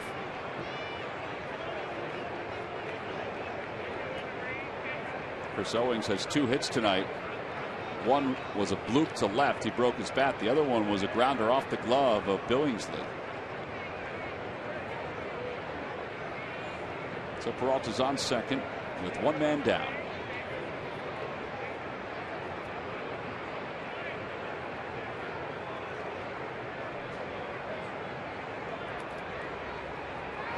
Shows bunt, takes a strike. It's 0-1. Why? Unless he's trying to bring the infield in.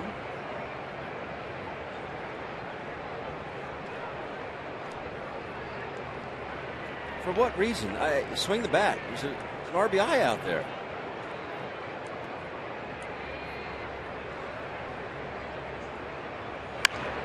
Popped him up. Shallow center field. Herrera comes sprinting in. And against the catch, 2 outs. And now Cliff Pennington is the batter.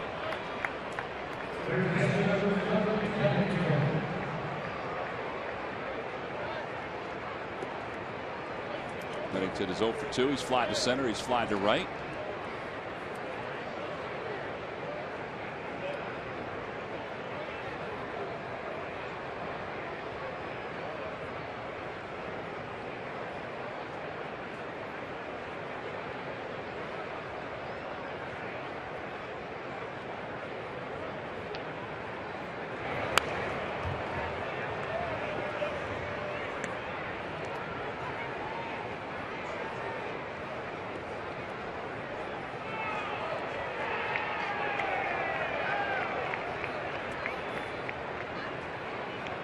See Chooch checking his feet out. I always like to get an idea of where they are in the box, but Chooch with a very long stare at his feet.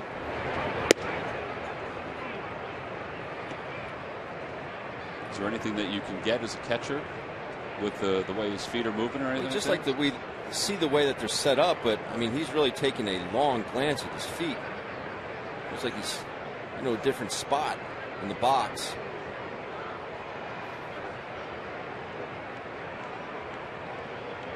Taking a long glance. I mean, it's very odd, especially with the man on second.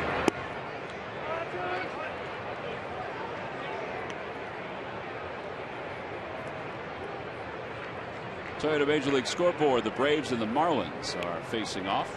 Braves lead Miami 3-2. Giancarlo Stanton has homered. Game's at the bottom of the 4th inning.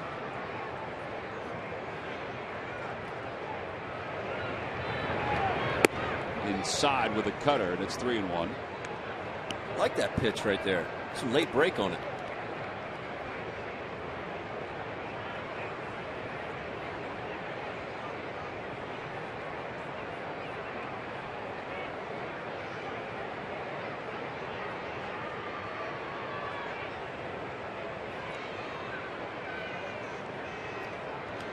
Now how good a pitch he's going to get here with a right-handed hitter.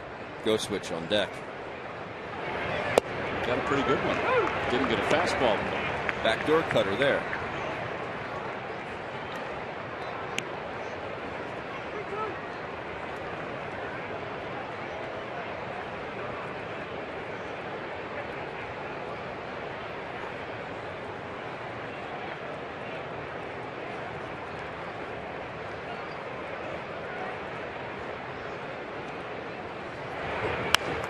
Out of play. And off the facing of the Hall of Fame club.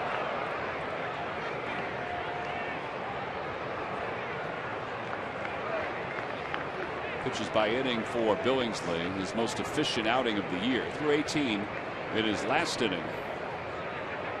A couple of base runners gone on. His pitch count is built up though. First time he was around 80. Last time he was in the 80s. That one's a ground ball to second. Chase Utley has it. Pennington is thrown out. Side is retired. No runs, 1 hit. 1 man left in scoring position. So still nothing solved for either team as we go to the bottom of the 6th here in Philadelphia.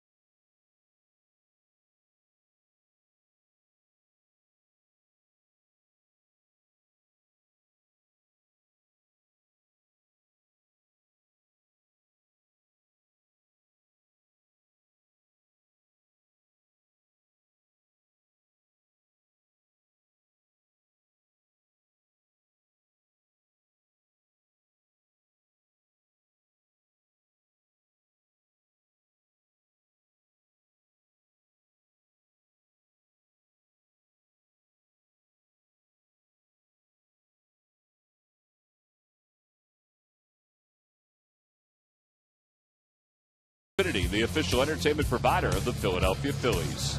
By your Delaware Valley Honda dealers. Hurry to your local Del Val Honda dealer or visit DelValHondaDealers.com. Irish Heritage Night here at the ballpark. Folks who are wearing those green caps purchased tickets as part of the Irish Heritage festivities, strictly for Irish Heritage Night. And that's why they were given those caps. A little special promotion.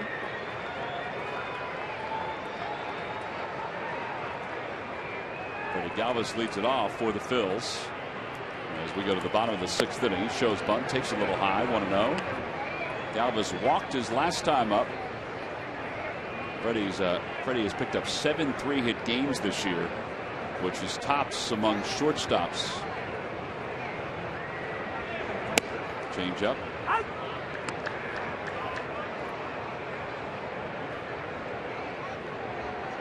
We've seen a lot of change-ups now. He's able to do it behind in the count.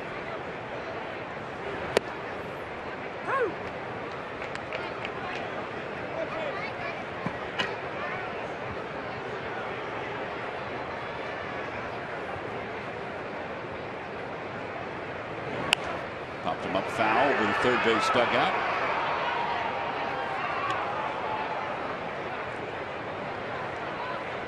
Diamondbacks as a team are 12th in the National League in earned run average at 4.29. Their starters are at 4.20. The bullpen is over 4.5 with their ERA. And that ball got a piece of Galvis. It hit him on a hop. Home plate umpire is saying no. They can review that.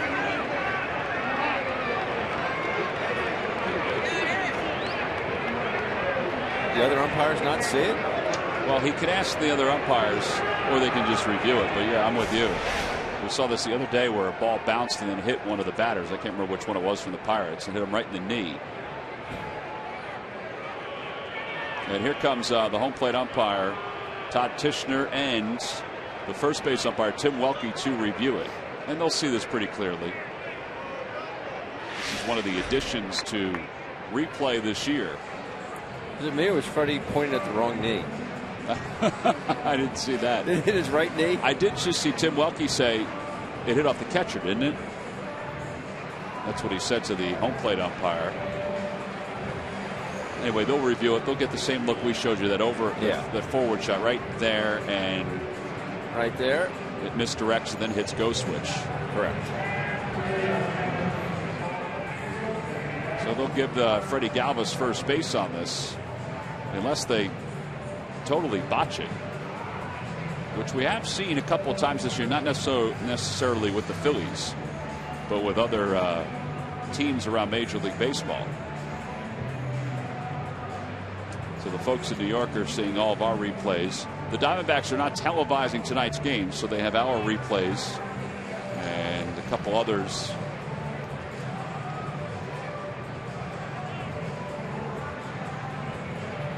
I just saw him say catcher.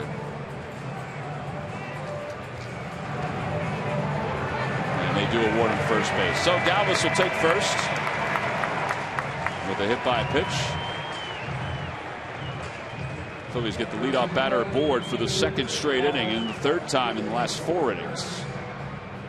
So the call overturned for Grady Sizemore, who was 0 for 2. A line out and a ground out.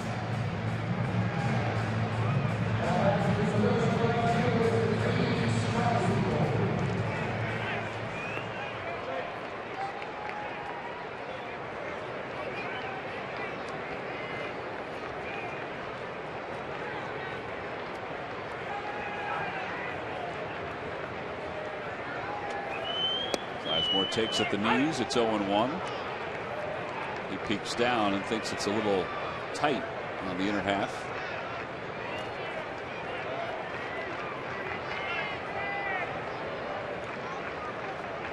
The Phillies couldn't do anything last inning with the leadoff double. See if they can make this hurt.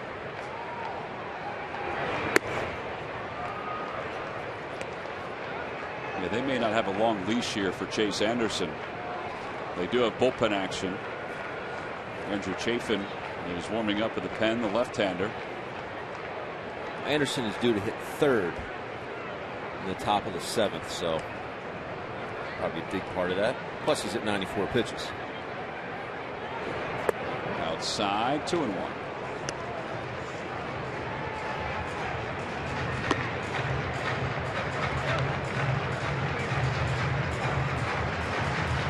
Nice push broom and sport in there, isn't it?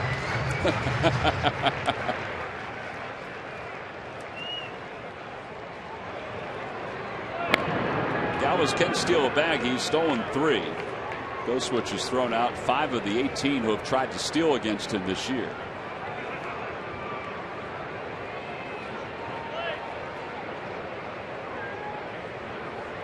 Two balls, 1 strike. Runner goes, pitch is fouled, and it's 2-2. He chose a pretty good pitch to go. He chose the changeup. I think that was a hit and run.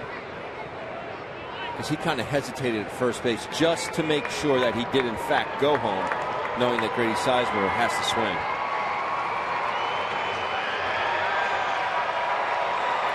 And now the Diamondbacks have shifted their infield. They're going to play Sizemore to pull. We don't see this that often with Grady. 2 balls, 2 strikes. Inside, 3-2.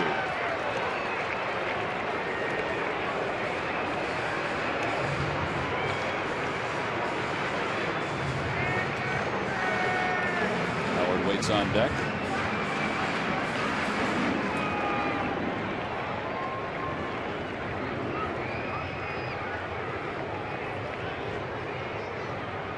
There he goes. Pitch is popped up foul and out of play. May have been ball 4, but Grady did not want to take any chances. He just got a piece of it. You definitely have to protect there. Freddie had a great jump, though.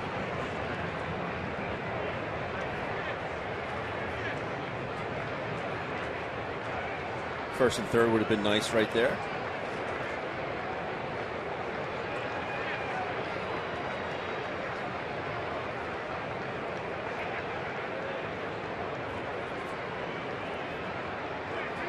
Galvis goes again. Pitch is taken outside. Ball 4. And that'll put runners on first and second with nobody out here in the 6th inning.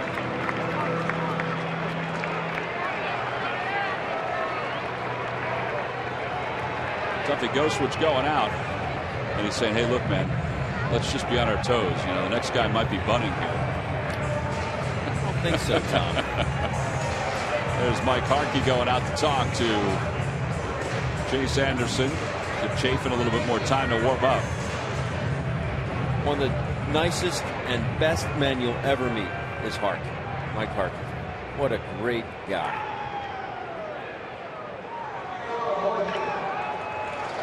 He's a pretty large guy, too. A monster.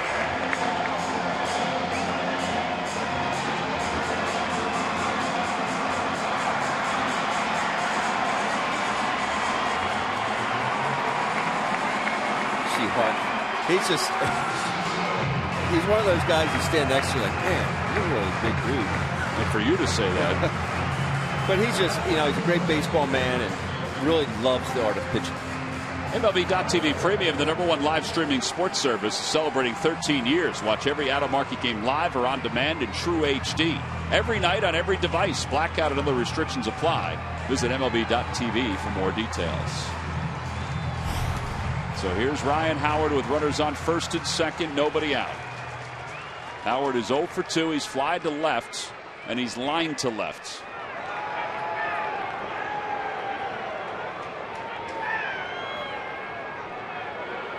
So it's a lot in the last inning when Odubel was on second base. Anderson fidgeting a little bit, turning a little bit.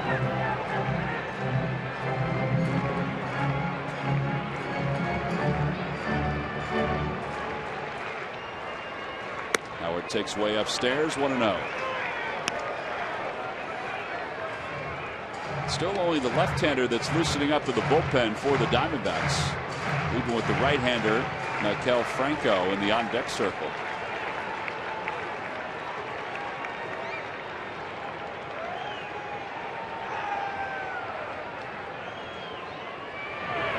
That one's pulled toward first. Past Goldschmidt down the right field line.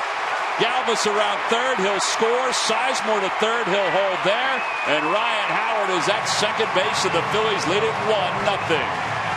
Peace. That ball seemed to fool Goldschmidt, a Gold Glover over at first base. Really fooled him. I believe he thought it was hit harder than it actually was. It's a very delayed reaction, just kind of like he was in quicksand. Works for the Phils. Brian Howard stays through it just enough, was a hair out in front, but kept his hands moving forward, was able to keep that ball fair instead of hooking it foul. Well, it's only the third hit of the night for the Phillies, an RBI double for Howard, and now the infield is in. Franco is up. He's 0 for 2. He's grounded out, and he's flied out. First pitch to him. Breaking ball. It's in there. It's 0-1.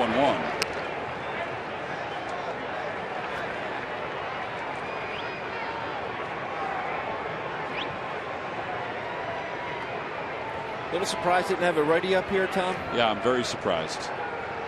You know, we mentioned that Chafin was up there. When Howard was up and they didn't go to Chafin, I thought maybe they'd have a right-hander up in the pen. 0-1 to Franco. 0-2. Threw him a changeup on the outside part of the plate. It'd be different if he didn't have 103 pitches.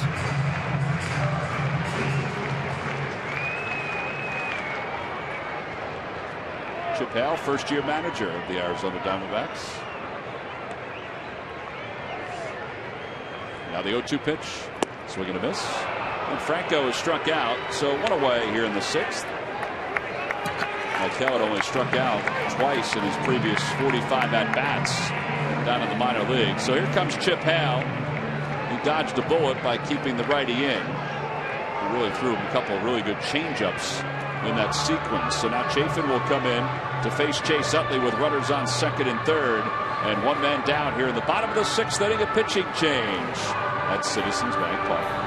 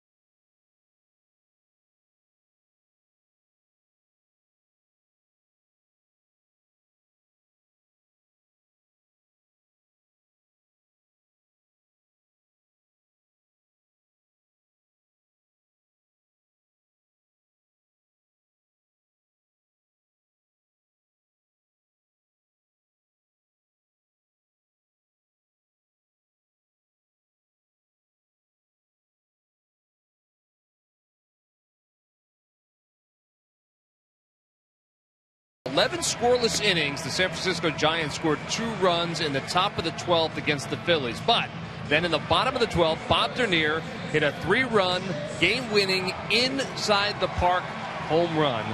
Gave the Phils the win back on May 15th, 1989. Maybe we get one of those right here, gentlemen. Boy, Bob Dernier could fly. There was no question about that. He was a good friend of Sarge's. It was always good to see him when we went to Chicago, and he was part of the coaching staff for the Cubs. There's Chase Anderson. His night is done. Chatting it up. One of the Philadelphia police officers in the dugout. Andrew Chafin is the new pitcher. Lefties are hitting 172 against Chafin. And he's on to face Chase Utley. Sizemore's at third. Howard's at second. Those two runners are the responsibility of Chase Anderson to start it.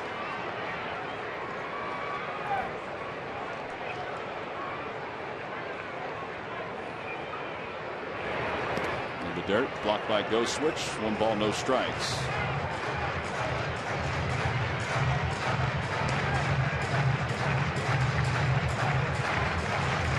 Good play by Goldschmidt there, but it's a good take by Chase. Very good take.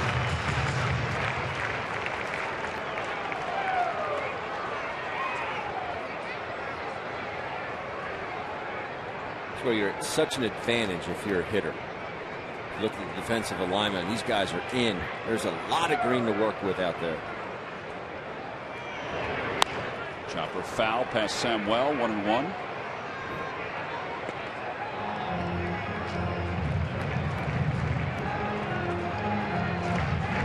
Doubled his first time up, struck out his last time. Phillies will take a fly ball here, and Utley with a handful of sac flies this season. And you see this infield right here. I mean, these guys are really on the grass, and they'll actually take a step closer as the pitch is delivered. Inside, 2-1. Yeah, the second baseman Owings in particular, Ben, is doing what you're talking about.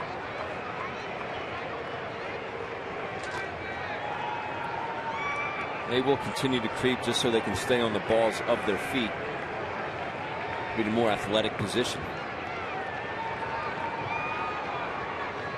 Most of them will tap their glove and just kind of start to creep forward. Always have to be moving, and especially have to be on the balls of your feet because of the fact that you're in so much closer, less reaction time. Be quick laterally to get to a ball. That's why it's such an advantage for the hitters. These guys, when they're breathing down your neck, you're thinking, all right, all I got to do is stay up the middle, not try and do too much. All the generic things we tell ourselves as hitters. Utley lifts it towards shallow left. Peralta comes in, tagging his Sizemore. It's probably not deep enough, and it's not. And there are 2 outs. That'll leave it for Odubel Herrera. Phillies have gotten 1 in here in the bottom of the 6th inning. It'd be a shame to leave a couple more out there.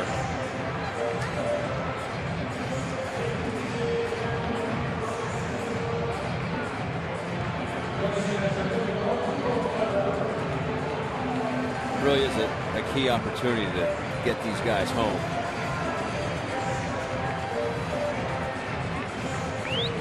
Now, it's not a given that Ryan Howard's going to score from second on a base hit, but I think Pete Buchanan's going to be waving him. Pollock has a great arm out in center field. He has 4 outfield assists already. 1 each for Peralta and for Inciarte. Pitch to Odubel's inside. 1 ball and no strikes. So Odubel tonight has doubled. He's also grounded out. So 1 for 2 in this ball game.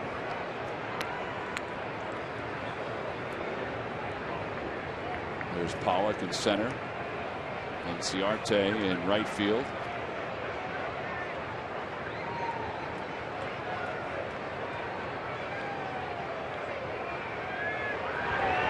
Broke his bat. Flagged down by Chafin. You got to run, Odubel. He's thrown out. Barely left the batter's box. 1-3 on the putout. 1 run does score. The Phillies leave 2 in scoring position. We'll head to the 7th. It's 1-0 Phils.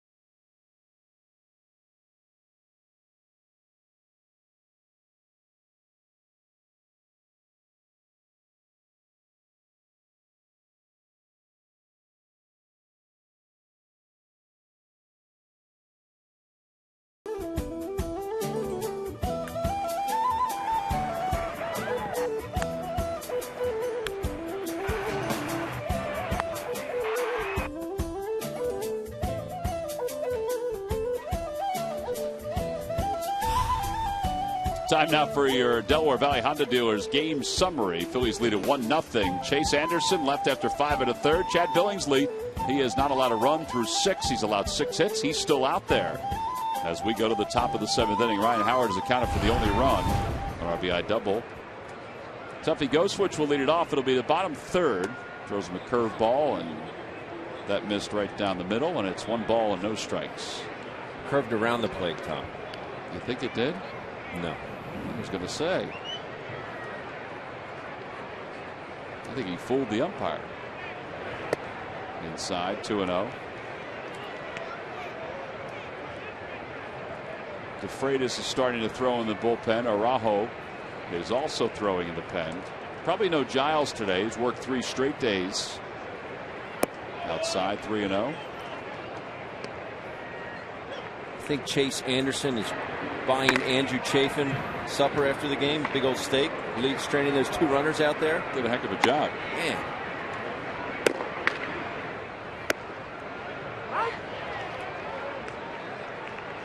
I really hope it doesn't come back to bite the Phillies, but it's a wasted opportunity there. Phil Snyder 1 for 10 with runners in scoring position. 3-1 pitch. Inside, ball 4. And that is the first walk of the night for Billingsley. These lucky fans are tonight's Citizens 7. They will each receive a prize pack courtesy of Citizens Bank. Good banking is simple, clear, and personal, and that's helping you bank better. Citizens Bank. Chad Billingsley pitching into the 7th inning for the first time, get this, Ben, since August of 2012. Wow. 2 arm problems, 2 arm surgeries.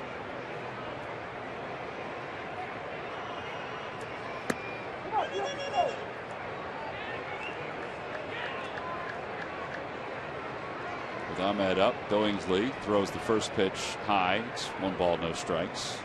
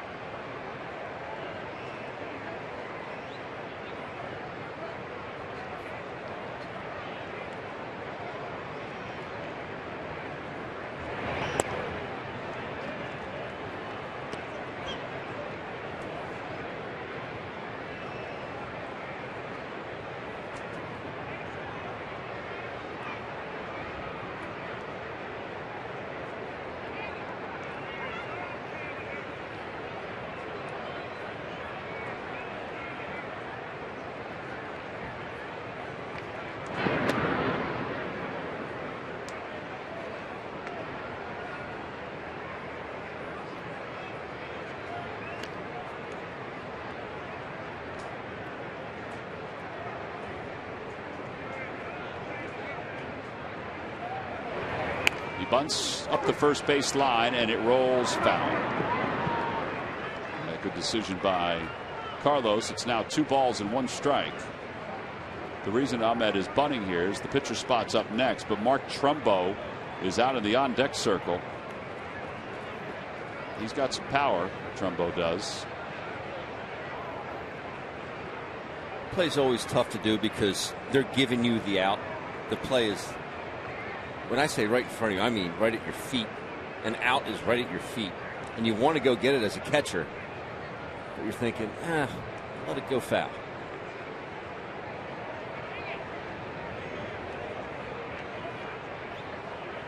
Two balls, 1 strike. Fly ball, shallow center. Coming on is Herrera. It's going to drop in front of him. And now runners on first and second with nobody out after that little bloop. And it'll bring Mark Trumbo up. Bob McClure and Ryan Sandberg.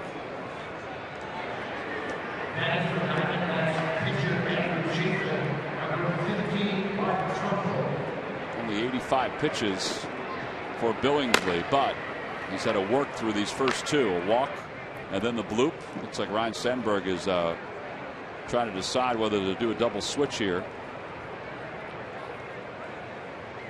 He's at the bottom of the stairs.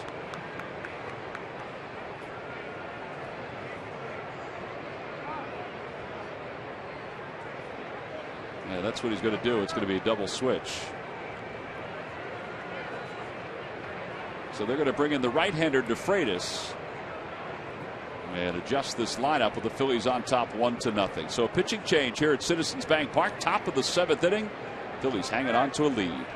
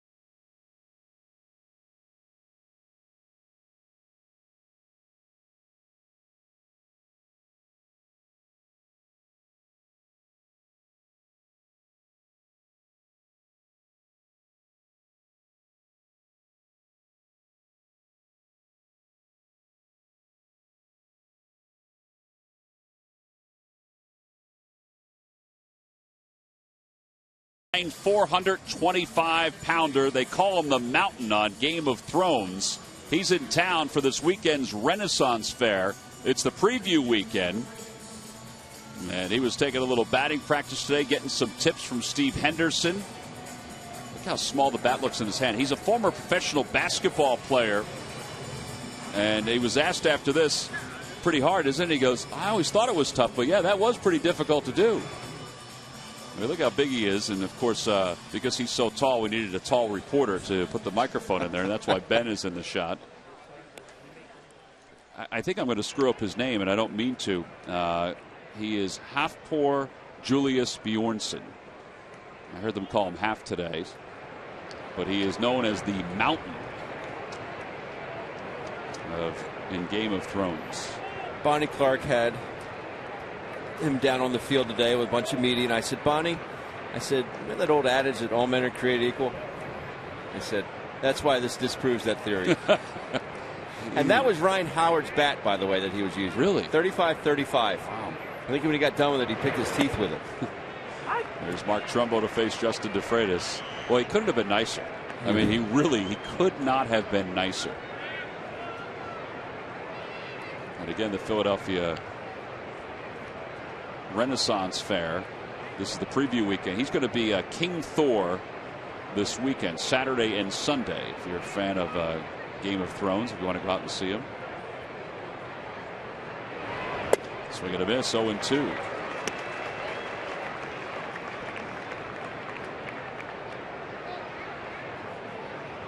Chad Billingsley, 6+ innings tonight. He scatters 7 hits over those 6+. He walked his first batter of the night in this inning.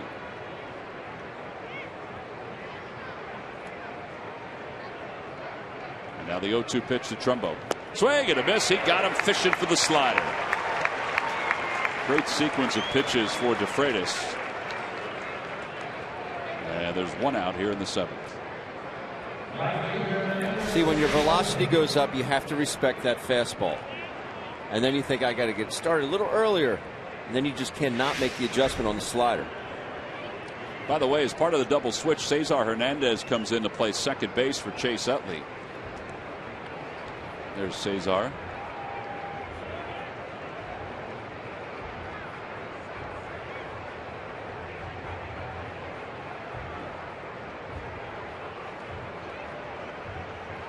And your Inciarte is 2 for 3.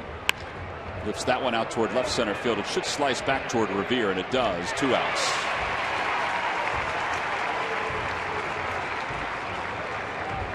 now A.J. Pollock with the Phillies on top 1-0. This can kind of give you a hint as to how good or bad their bullpen is. You're thinking first and second, nobody out. Why not bunt them up? Why not save Trumbo for later in the game? Bunt them up here, maybe get a hit, go up 2-1. But that shows that Chip Hale doesn't have that confidence in his bullpen to keep the Phillies offense at bay. Yeah, Phillies bullpen at 3.14. We mentioned that the Diamondbacks bullpen, their ERA 4.45. So you're thinking, all right, I got Trumbo. He can launch it out of the ballpark. We can have a lead. Right. And then maybe you have Hudson, and then eventually Addison Russell.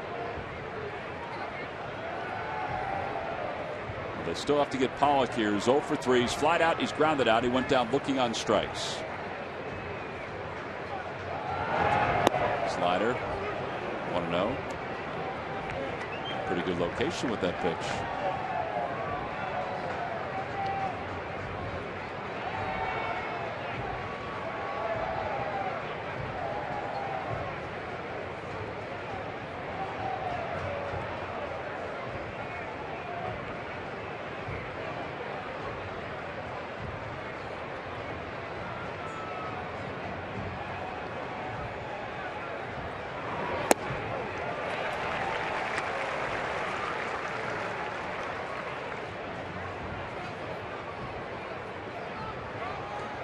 Just keep throwing it, Tom?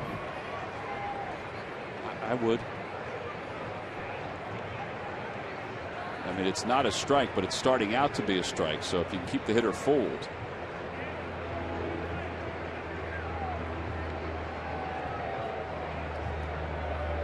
One ball, one strike. Fastball lined out toward right. Here comes Sizemore. He won't be able to make the catch. He plays it on a hop. The throw to the plate is cut off. And we're tied up at 1. Goldschmidt scores an RBI single by A.J. Pollock. So that run charged to the line of Chad Billingsley. He's still responsible for the runner over at third.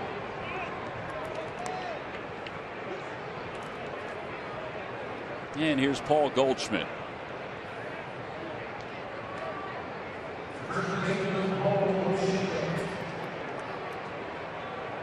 The ball beat Pollock. He was just able to fist it off into right field.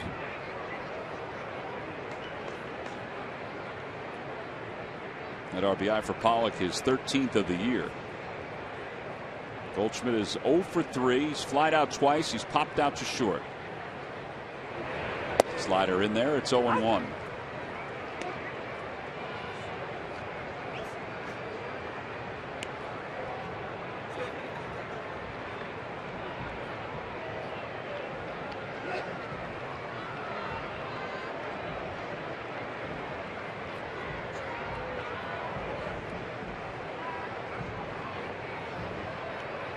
Chooch going over the first and third alignment there.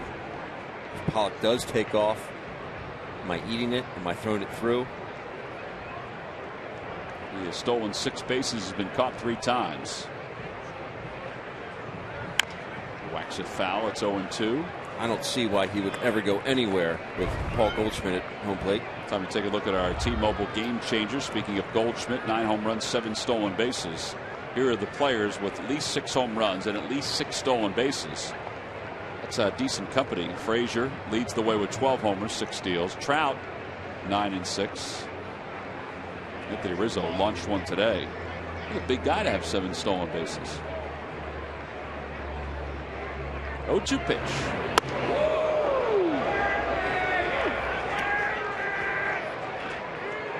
Pitchers probably just forget about him. He rides his fastball up and in.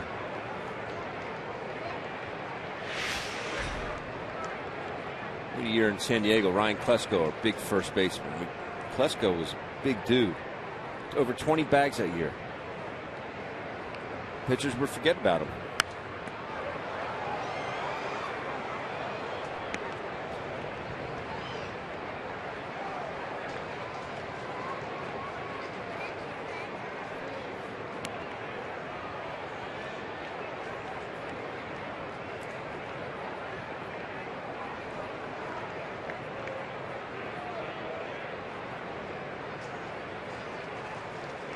Runner goes. The ball is golfed out towards center field. Herrera on the run, and it is over his head off the base of the wall. 2 runs will score, and Goldschmidt will pull into second with a 2-run double. And it's now 3-1 Arizona. Well, the Phillies struggles with runners in scoring position, coming back and haunting them here. So Billingsley line is complete. 2 runs, both earned. It's another leadoff walk that scores. That was golf, Tom. He just shows how strong he is. Verdugo cannot get to it. So a pitching change for the Phils. Araujo will check in with a runner at second base and 2 men down. Phillies now trail at 3-1. We'll be back with our new pitcher right after this.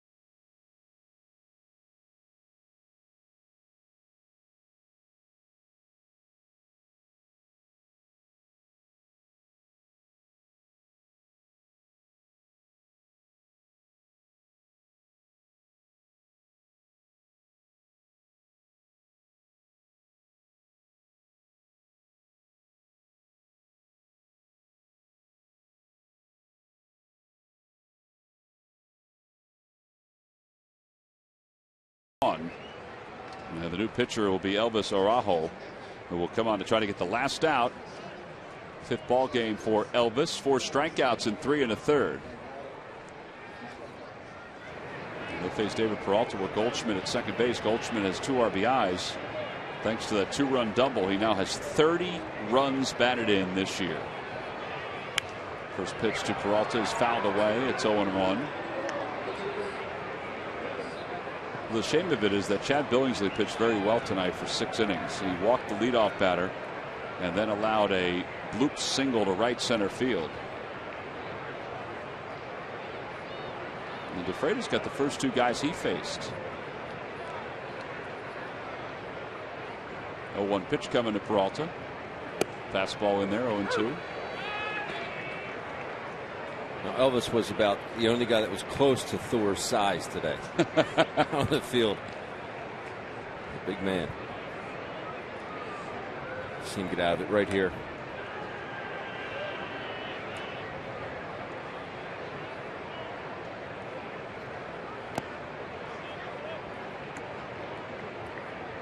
Phillies bottom of the 7th inning. Ruiz, Hernandez, and Revere. Cesar batting in the 9 hole. Coming on as part of that double switch with Chase Utley.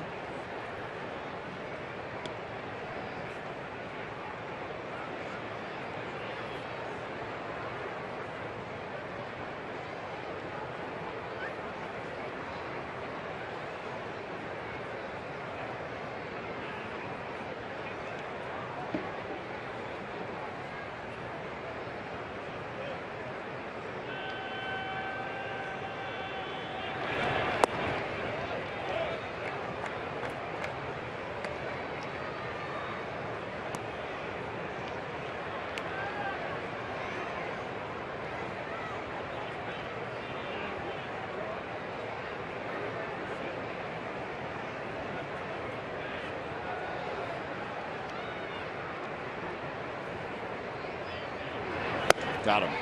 High fastball. And Araujo was able to strike out Peralta. 3 runs don't score for the Diamondbacks. They leave 1 in scoring position. Time to stretch here at Citizens Bank Park.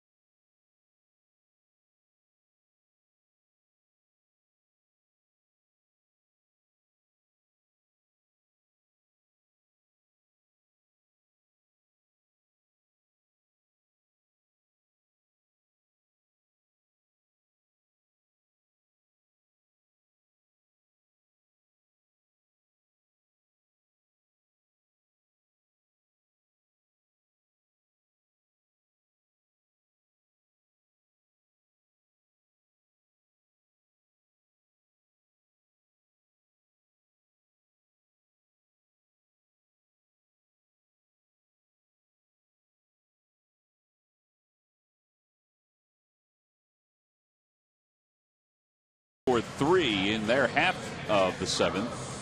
W.B. Mason is this season's breakout facilities maintenance player, specializing in all of your cleaning needs. W.B. Mason also provides a full selection of 3M safety products that can't be struck out.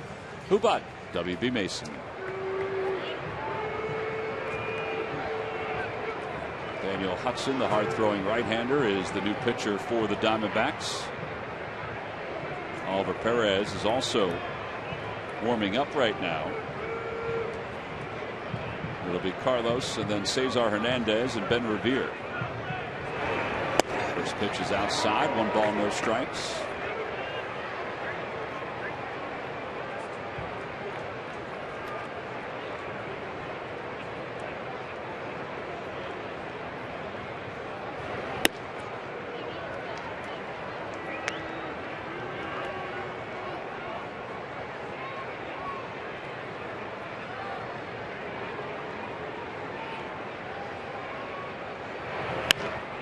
Ground ball foul, and it's 2-1. For the Phillies, it's not often this year where they've had opportunities with runners in scoring position the way they have tonight. 1 for 10 with runners in scoring position. You just had kind of an eerie feeling when they had second and third, nobody out. They had 1 run in. That's all they got.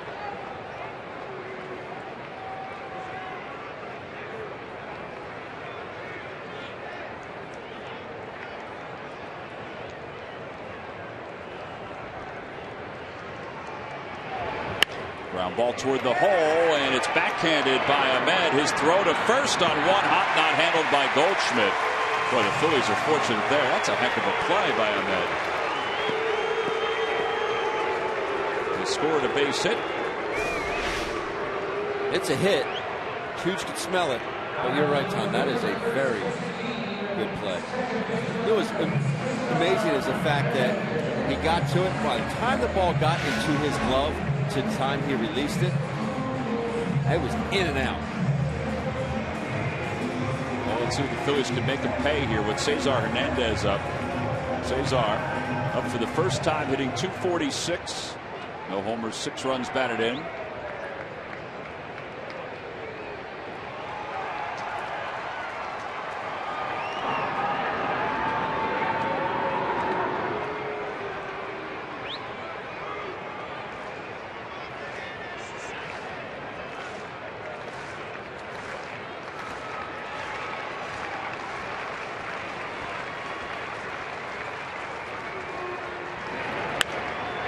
ball foul and out of play. And it's 0-1.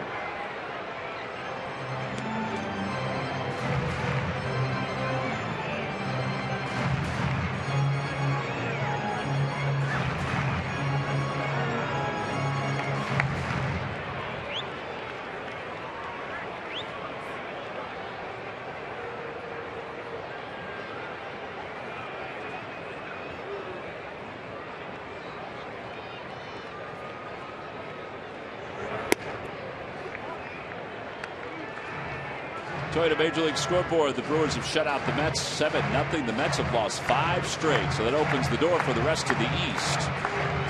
Mets are 7-13 since their 11-game win streak. Washington is in San Diego tonight. They have the most to gain. They're a game and a half out. Now a game out, I should say. There's a line drive, base hit it to center field for Hernandez. First and second, nobody out. That may be it for Hudson. Chip Hale is walking up the stairs. Mike Harkey's going to go to the phone, and they're going to bring in Oliver Perez.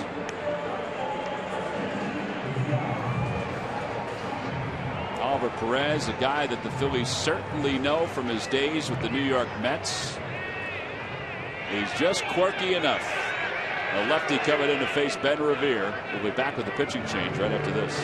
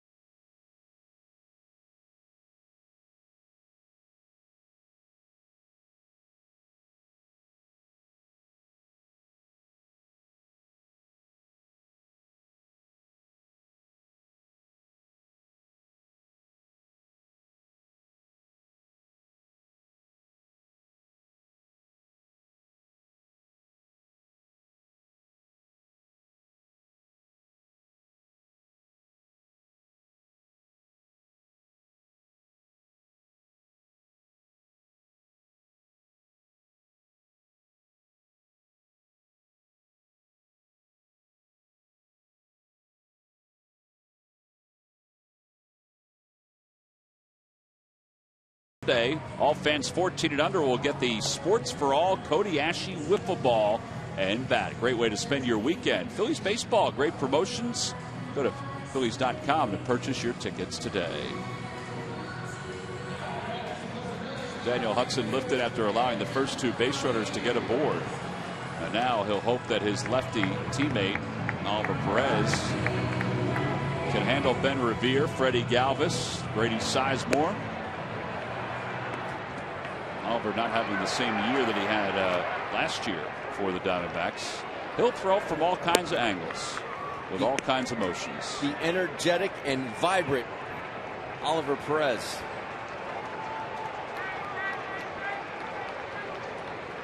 Oliver in his 49th year in the big leagues. Were you with the Padres when he came up? No, you were gone from the Padres by then. I faced him with the Padres. No, I faced him with the Mariners. When he was on the Padres. Correct.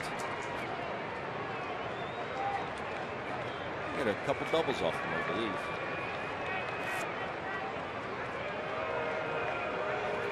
See that move there, Tom? Probably not going to work. I'm not sure if he'd have much on the throw if he actually threw it. They're thinking Ben's up there to sacrifice in this spot.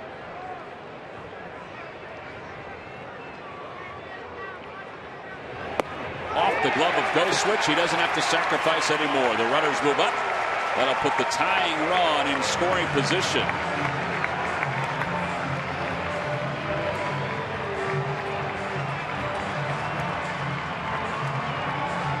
nice when it works out that way, isn't it? Sure is. That's a pitch that just gets on Tuffy. Like he got caught on his heels. Tough pitch. Still one that needs to be handled. So now the infield is back. 1 ball, no strikes to Revere. Breaking ball in there. It's 1-1.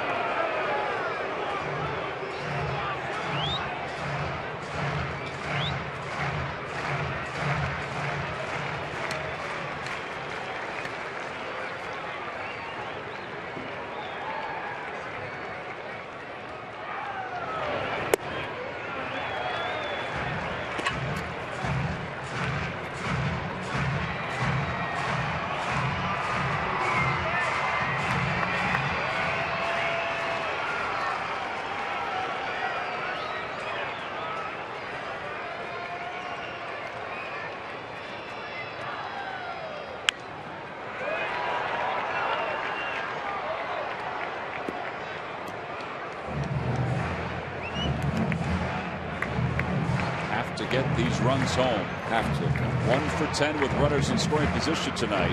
You got another opportunity here with Ruiz at third and Hernandez at second. A base hit should tie the game with Hernandez's speed as long as he gets a good jump.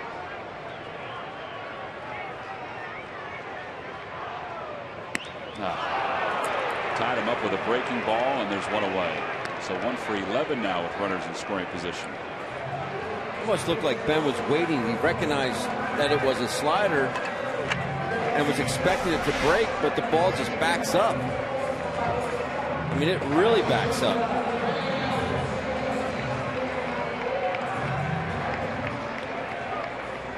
At that point, I don't even know if it was worth the swing. You're all pulled back and coiled up. So now Freddie Galvis, who is 0 for 1. A walk and a hit bad pitch.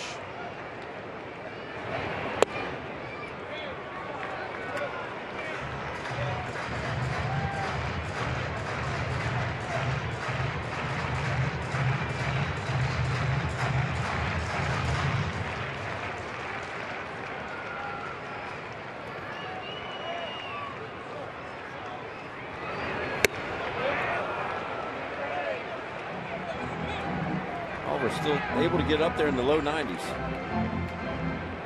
Can no longer start.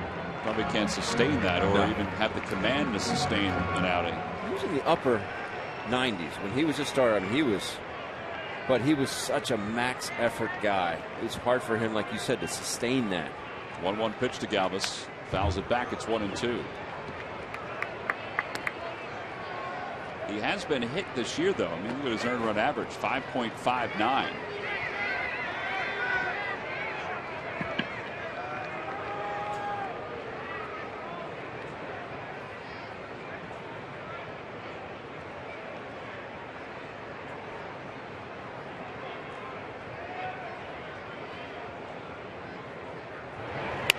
That one's looped out toward left center field. It'll drop for a base hit. 1 run is in. They're going to wave Hernandez home. The throw to the plate by Pollock is not in time. Off the glove of Goldschmidt. Going to third is Galvis. It's a 3-3 ball game. And the go-ahead run is at third base. Freddie doing what Freddie has done. I don't know how he hit that. That ball was in the batter's box, Tom. Slider down in. I mean, it was in the batter's box. Look where his pitch is. Looked like it was a foot inside. But he just served it out to left center field. And then the throw by Pollock gets away. Tuffy just tries to sweep tag, and I don't know where Perez is there. Very aggressive by Pete Buchanan. I like it. Cesar, you see, he touched the plate with his hand. He wasn't totally sure, so after he got his bearings, he walked back to the plate and stepped on it again. So Perez's night is done. The Phillies have tied it up. The go-ahead run is at third. Jeff Rancourt has been announced as a pinch hitter, so we'll have a new pitcher for the D-backs.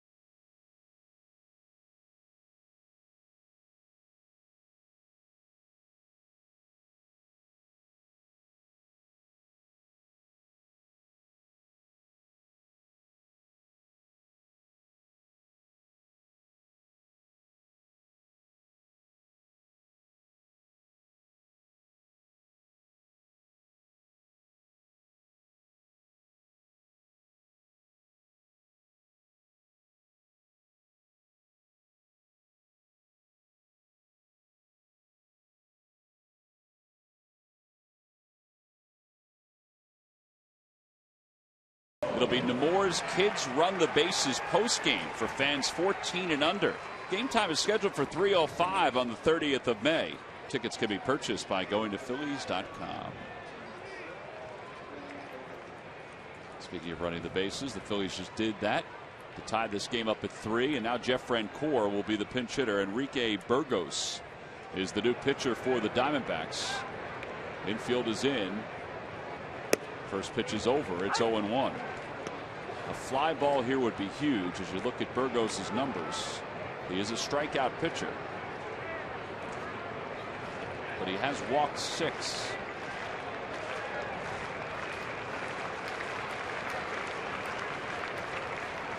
That one's hit sharply. A fair ball down the left field line. The Phillies will take the lead. Francoeur's on his way to second. The throw is not in time, but then he slides off the bag. It'll be an RBI single. It's 4-3 Phillies on top.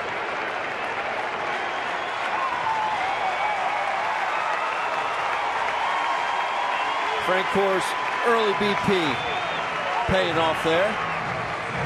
Big pinch hit RBI there for Jeff Francoeur. Just sneaks this ball right inside the bag.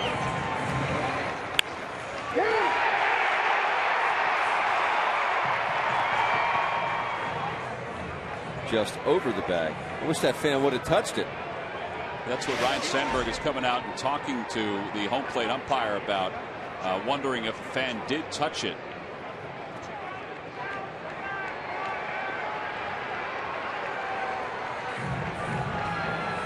Third base umpire is Sean Barber. He said that nobody did touch it. We're watching the replay, and no, he whiffed at it.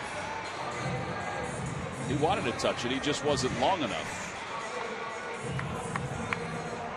May have been a little scared, too. Ball was moving pretty good. So an RBI single, pinch hit single for Francoeur. 7-4 on the put out at second base. Here's Howard.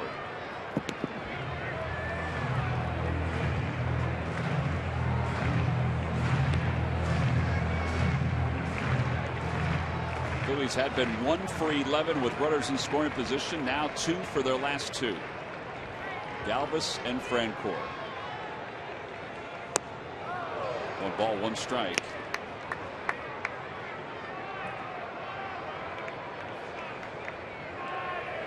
I mentioned that Kenny Giles is not available tonight. At least we don't think he is. And Luis Garcia is warming up to pitch the 8th inning.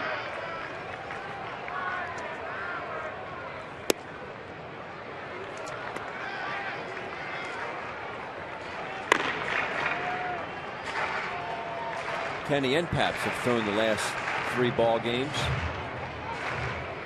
Is Paps available? I think Pap is available. Okay.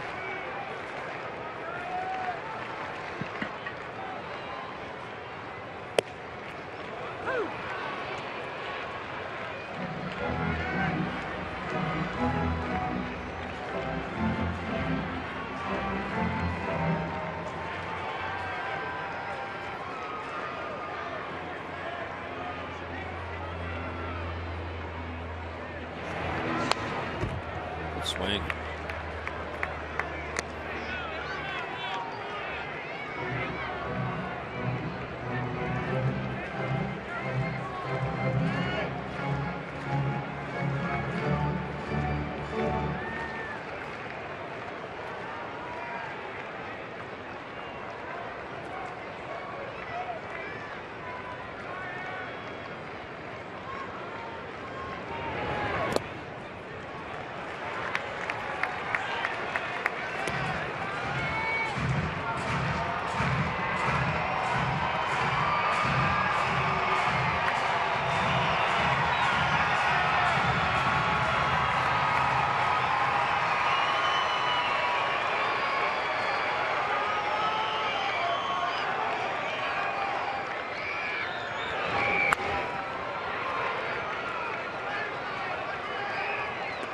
Had a double his last time up. That gave the Phils a 1-0 lead in the 6th inning.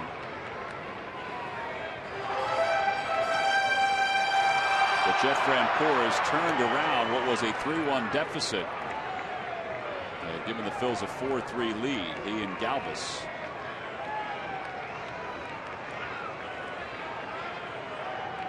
Three-two pitch. Swing and a miss. And the side is retired, but the damage is done. The Phillies retake the lead with a 3-run bottom of the 7th inning. So it's on to the top of the 8th with the Phillies up 4-3.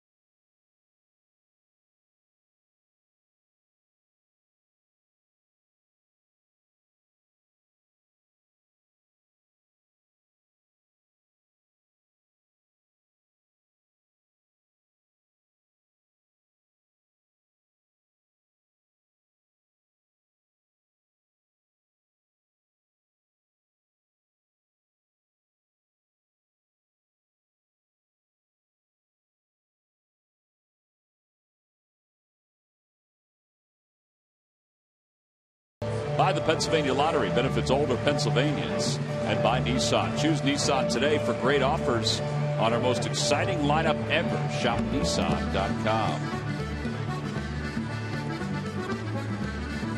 Well, the Fanatics had so much practice tonight with his Irish dancing. You would think that he would have it down pat. Still nowhere near 100% for him. Darren Ruff takes over at first base for Ryan Howard. Jeff Franco, who was a pinch hitter, will come in to play right field or stay in to play right. Luis Garcia is going to be the new pitcher for the Phils. 18th ball game for Garcia. He's been up and down lately. Very good the first month of the season. He'll bat fourth in this double switch with Ruff coming in. We're assuming that Papelbon is available tonight. We know that Giles is not. Chris Owings will lead it off. It'll be Owings, Pennington, and Goldschmidt. I could be wrong, but I think Paps is off. Well, that means they're probably looking for 2 innings then from Garcia, and maybe match up if he gets into trouble in the 9th inning. Even here. 1 ball, no strikes. Back toward the middle, fielded by Garcia. And 1 away.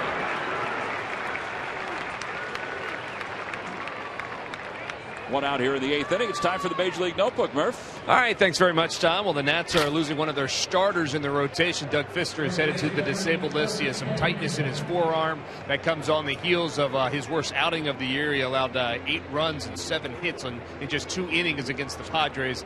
So he is headed to the 15-day disabled list. San Francisco Giants getting some better news. They're getting Hunter Pence back tomorrow. You remember Pence broke his arm early in spring training on a hit by pitch, but he will be back tomorrow after a rehab stint in Nevada. He is coming back. He'll be in the starting lineup tomorrow. And Adrian Beltre, the Texas Rangers, hit home run number 400 tonight, guys.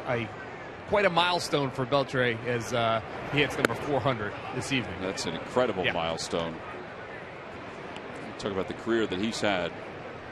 You talked about it before, Ben, how defensively you think Franco is kind of like an Adrian Beltre. Man, can you imagine if he was anything like him offensively? 1-1 pitch. And so consistent throughout his career.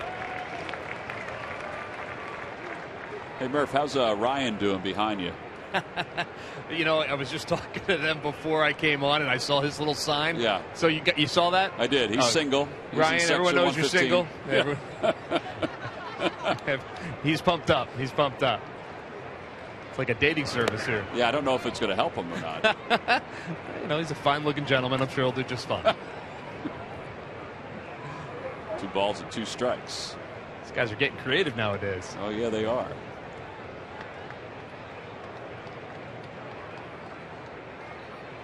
I don't know how he does something like that with his phone.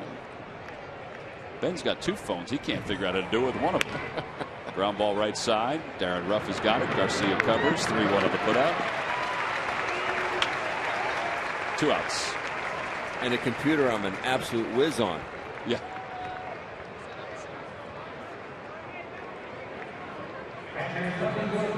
Murph's making friends everywhere. Just trying to help his game out. Yeah.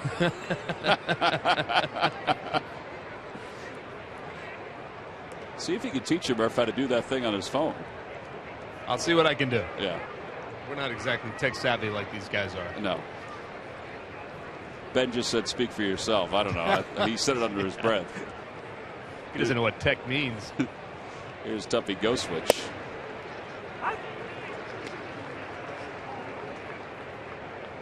Oh, and 1 to go switch. He's 0 for 2 with a walk and a run scored.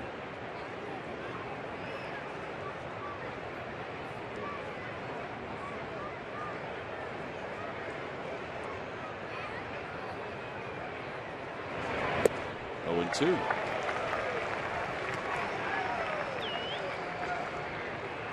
Saw Garcia's ERA balloon up to 3.94 before this inning started, and that had a lot to do with his last outing, in which he gave up 4 runs.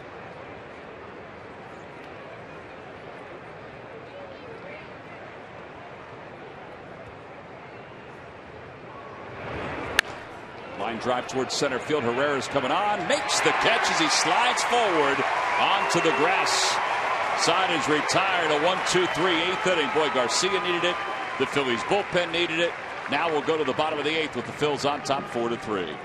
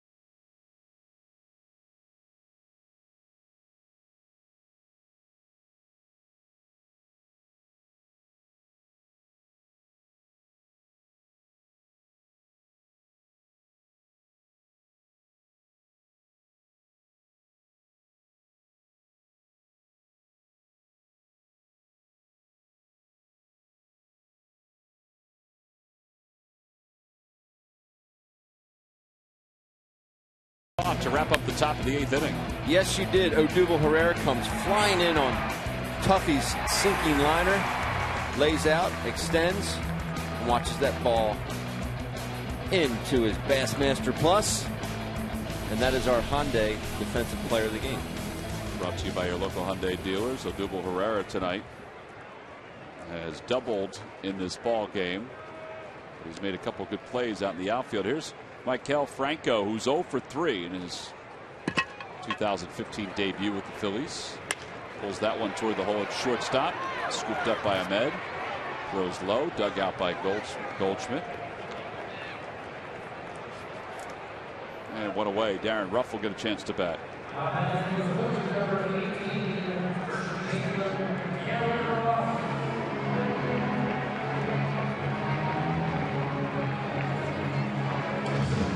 for the first time, hitting 192, 2 homers and 6 RBIs. He came on as part of a double switch with Howard at the top of the 8th inning. Looks like Garcia is going to pitch the top of the 9th inning. Papelbon is not available, we guess. First pitch is a strike. It's 0-1.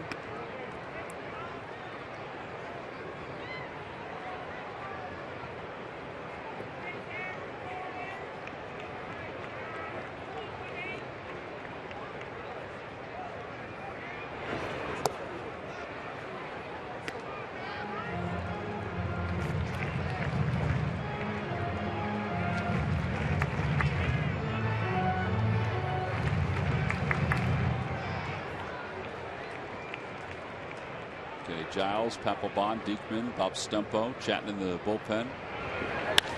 Fly ball right field. Inciarte on the run. You want to talk about running to the spot. That's exactly what he did. And there are 2 outs. And here's Herrera.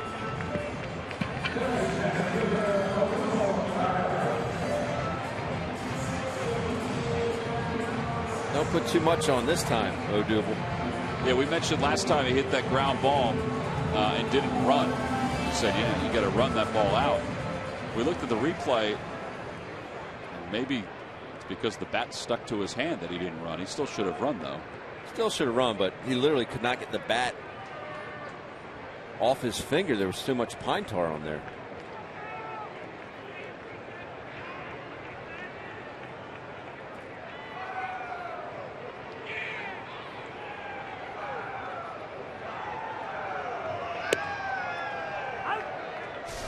Here it is right here. See part of the bat explode. He just couldn't get it off his glove.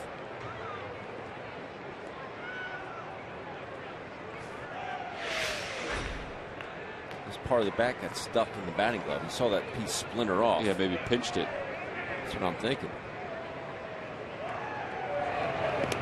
Yeah, the dirt. 1 ball, 1 strike. That got the home plate umpire.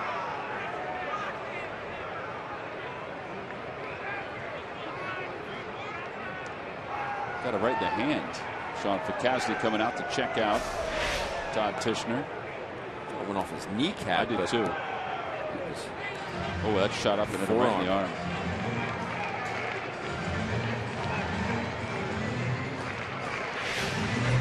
The flesh wound. Just a flesh wound. 1-1.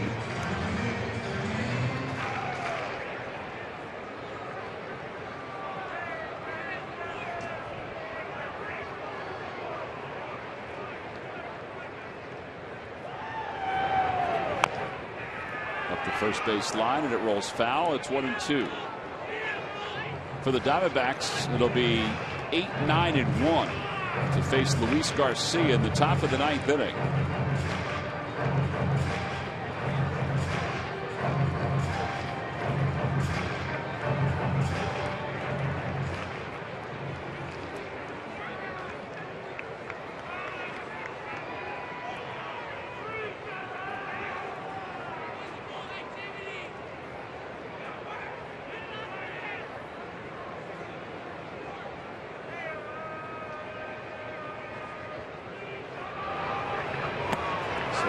And Herrera is struck out. That'll wrap up the Phils' 8th inning. They go down in order, and we will head to the top of the 9th inning. The Phils try to win their 3rd straight game. They'll put it into the hands of Luis Garcia to wrap it up.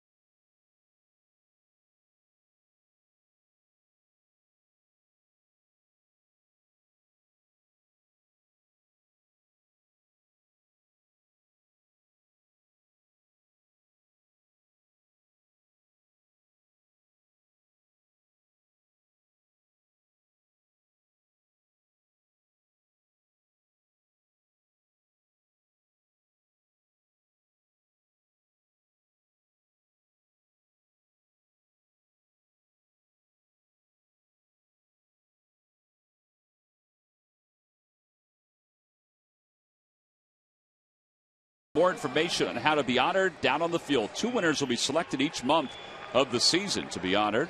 Nominations are accepted on a rolling basis through August 3rd, 2015. An extraordinary scholar must have a 3.0 or B average or better. Do some community service. Put it down in an essay and send it on in.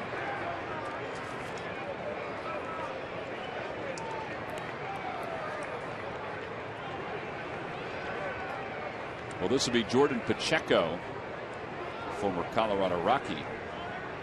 10 hits so far in the year and 40 at-bats. First pitch is a strike. It's 0-1. Yasmani Tomas is in the on-deck circle.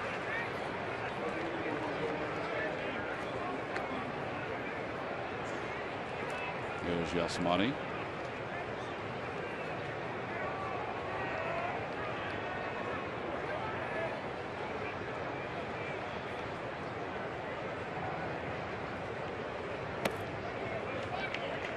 Pretty easy 8th inning for Garcia.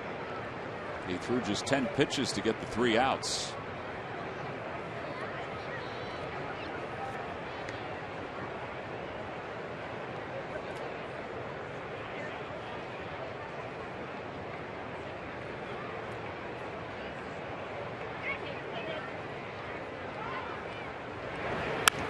Out of play, and now it's 1-2. To have the same mindset you had in the 8th inning. Yes, okay, this is the 9th inning. We get 3 outs, we go home. You still have to have that same mindset. Nothing changes. Get 3 outs as quickly as you can. Just be aggressive too.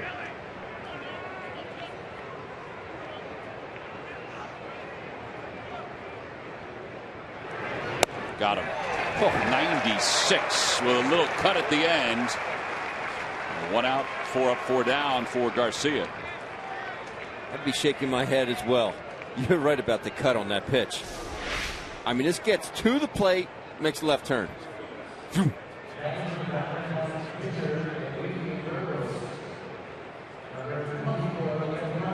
Never been an issue of stuff with Luis. Pacheco just shaking his head. You can't hit that. Well, now Yasmani Tomas. It was a topic of conversation here in the Philadelphia area this past offseason. The defector from Cuba, who the Phillies were rumored to be in discussions, or at least had thoughts of bringing in. Pacheco still trying to work on his swing. 1-0 pitch. Now that's a check swing roller. Barehanded by Garcia. 2 outs. Coming up forward, Phil Marlon Anderson has put away his wiffle ball bat, and he is ready to give his analysis of tonight's Phillies Diamondbacks series opener. Only on Pure Auto Insurance presents Phillies Postgame Live. So 2 away, and here is Ender Inciarte. Well, good reaction, quick reaction from Luis Garcia to get off the mound and get to that ball. There's an excuse me swing, and Yasmani Tomas not trying to make contact, but he does. Carlos Ruiz just reminded Garcia, hey, listen, ball on the right side, go, make sure you're over to cover.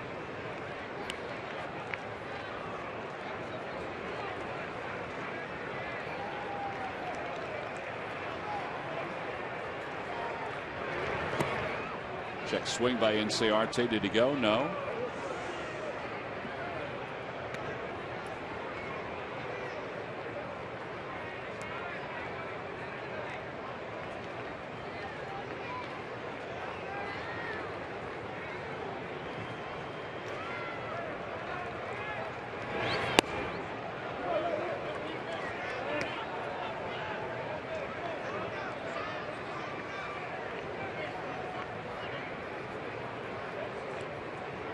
Tomorrow's ball game will be on NBC 10. Will be on the air at 7 o'clock. Jerome Williams on the mound for the Phils. Archie Bradley makes his return after getting hit with a line drive. That's a strike, and it's 2-1.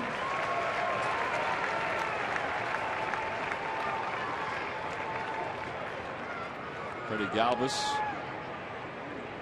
and Jeff Franco are the offensive reasons why the Phils have the 1-run lead. The 2-1 pitch coming from Garcia. Back toward the box, under the glove of Garcia. Man, he frustrated. He thought he had that one. And Inciarte's aboard. So the tying run is aboard. That's his third hit of the night. And here's A.J. Pollock.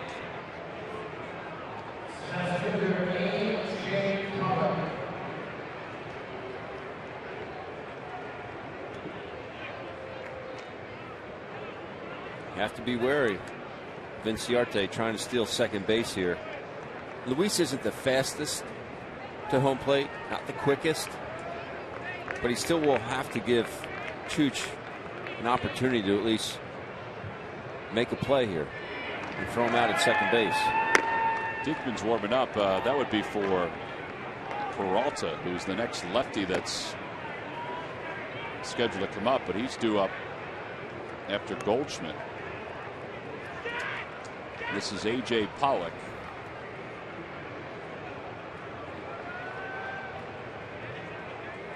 Inciarte, as Ben said, can run. He has 4 stolen bases this year.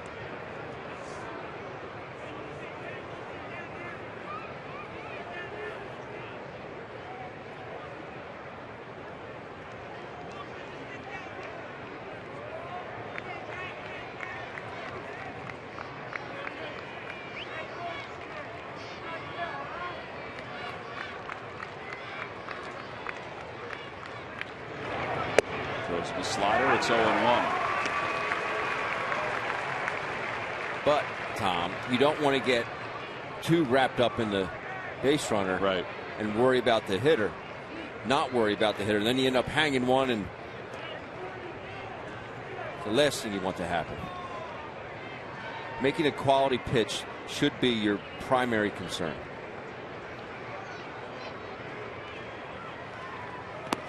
Good play by Ruiz to block that. It's 1 ball and 1 strike.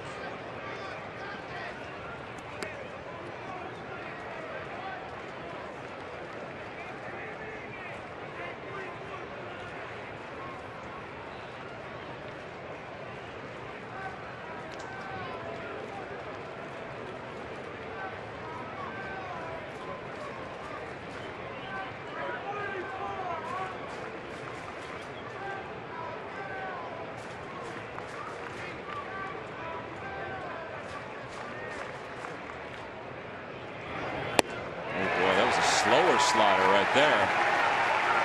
1 ball, 2 strikes. Phillies try to win their 3rd straight here at Citizens Bank Park. Oh, that's a nasty pitch. 3rd straight for the first time since August of last year.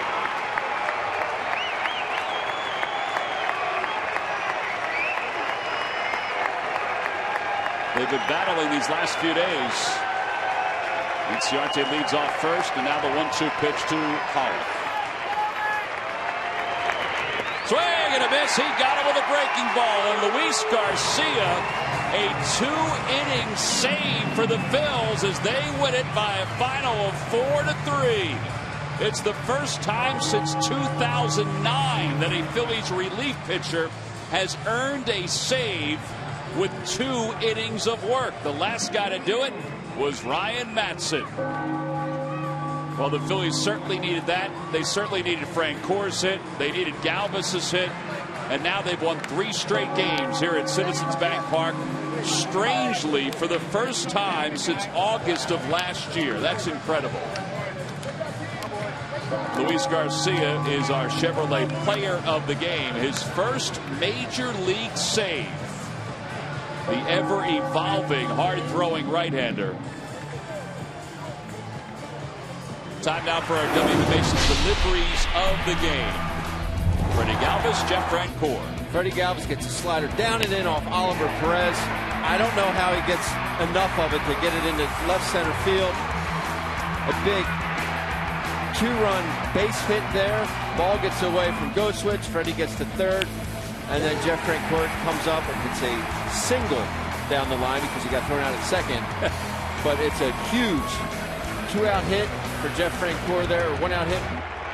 And they are the W.B. Mason deliveries of the game. Well, Luis Garcia really delivered tonight. 2 innings on the mound, and he's down with Murph. Murph? All right, thanks very much, guys. Yep, here with Luis Garcia. And, well, you had to go 2 innings to get your first Major League save, but that had to probably feel pretty good. Yeah, it felt pretty good, and I was throwing a stride that I was working on that a couple days ago and paid off today. When did you get word that you might be the guy at the end of this game, knowing that Jonathan Papelbon wasn't available? I didn't know. No. I just know that I was going to go to throw the 8th if we scored, and we scored. So I came to the 8th, but I didn't know that I was the one to finish again. I don't know if you guys could just see that Jonathan Papelbon just gave you a little slap. I know he's such a big part of that bullpen and important to all of you guys. Did he give you any advice before you came out here? Not really, because you never know when you're going to pitch. So, but it feels great. Feels great. Well, congratulations on your first Major League save. Thanks for spending some time with us. Guys, we'll send it back upstairs. All right, Murph, thank you. Luis Garcia earns the save, his first big league save. Elvis Araujo gets the win, his first big league win for the Phils. The Phils have won 3 straight. They win it tonight by a final score of 4-3. Another good night here at Citizens Bank Park. We'll be back to wrap things up right after this.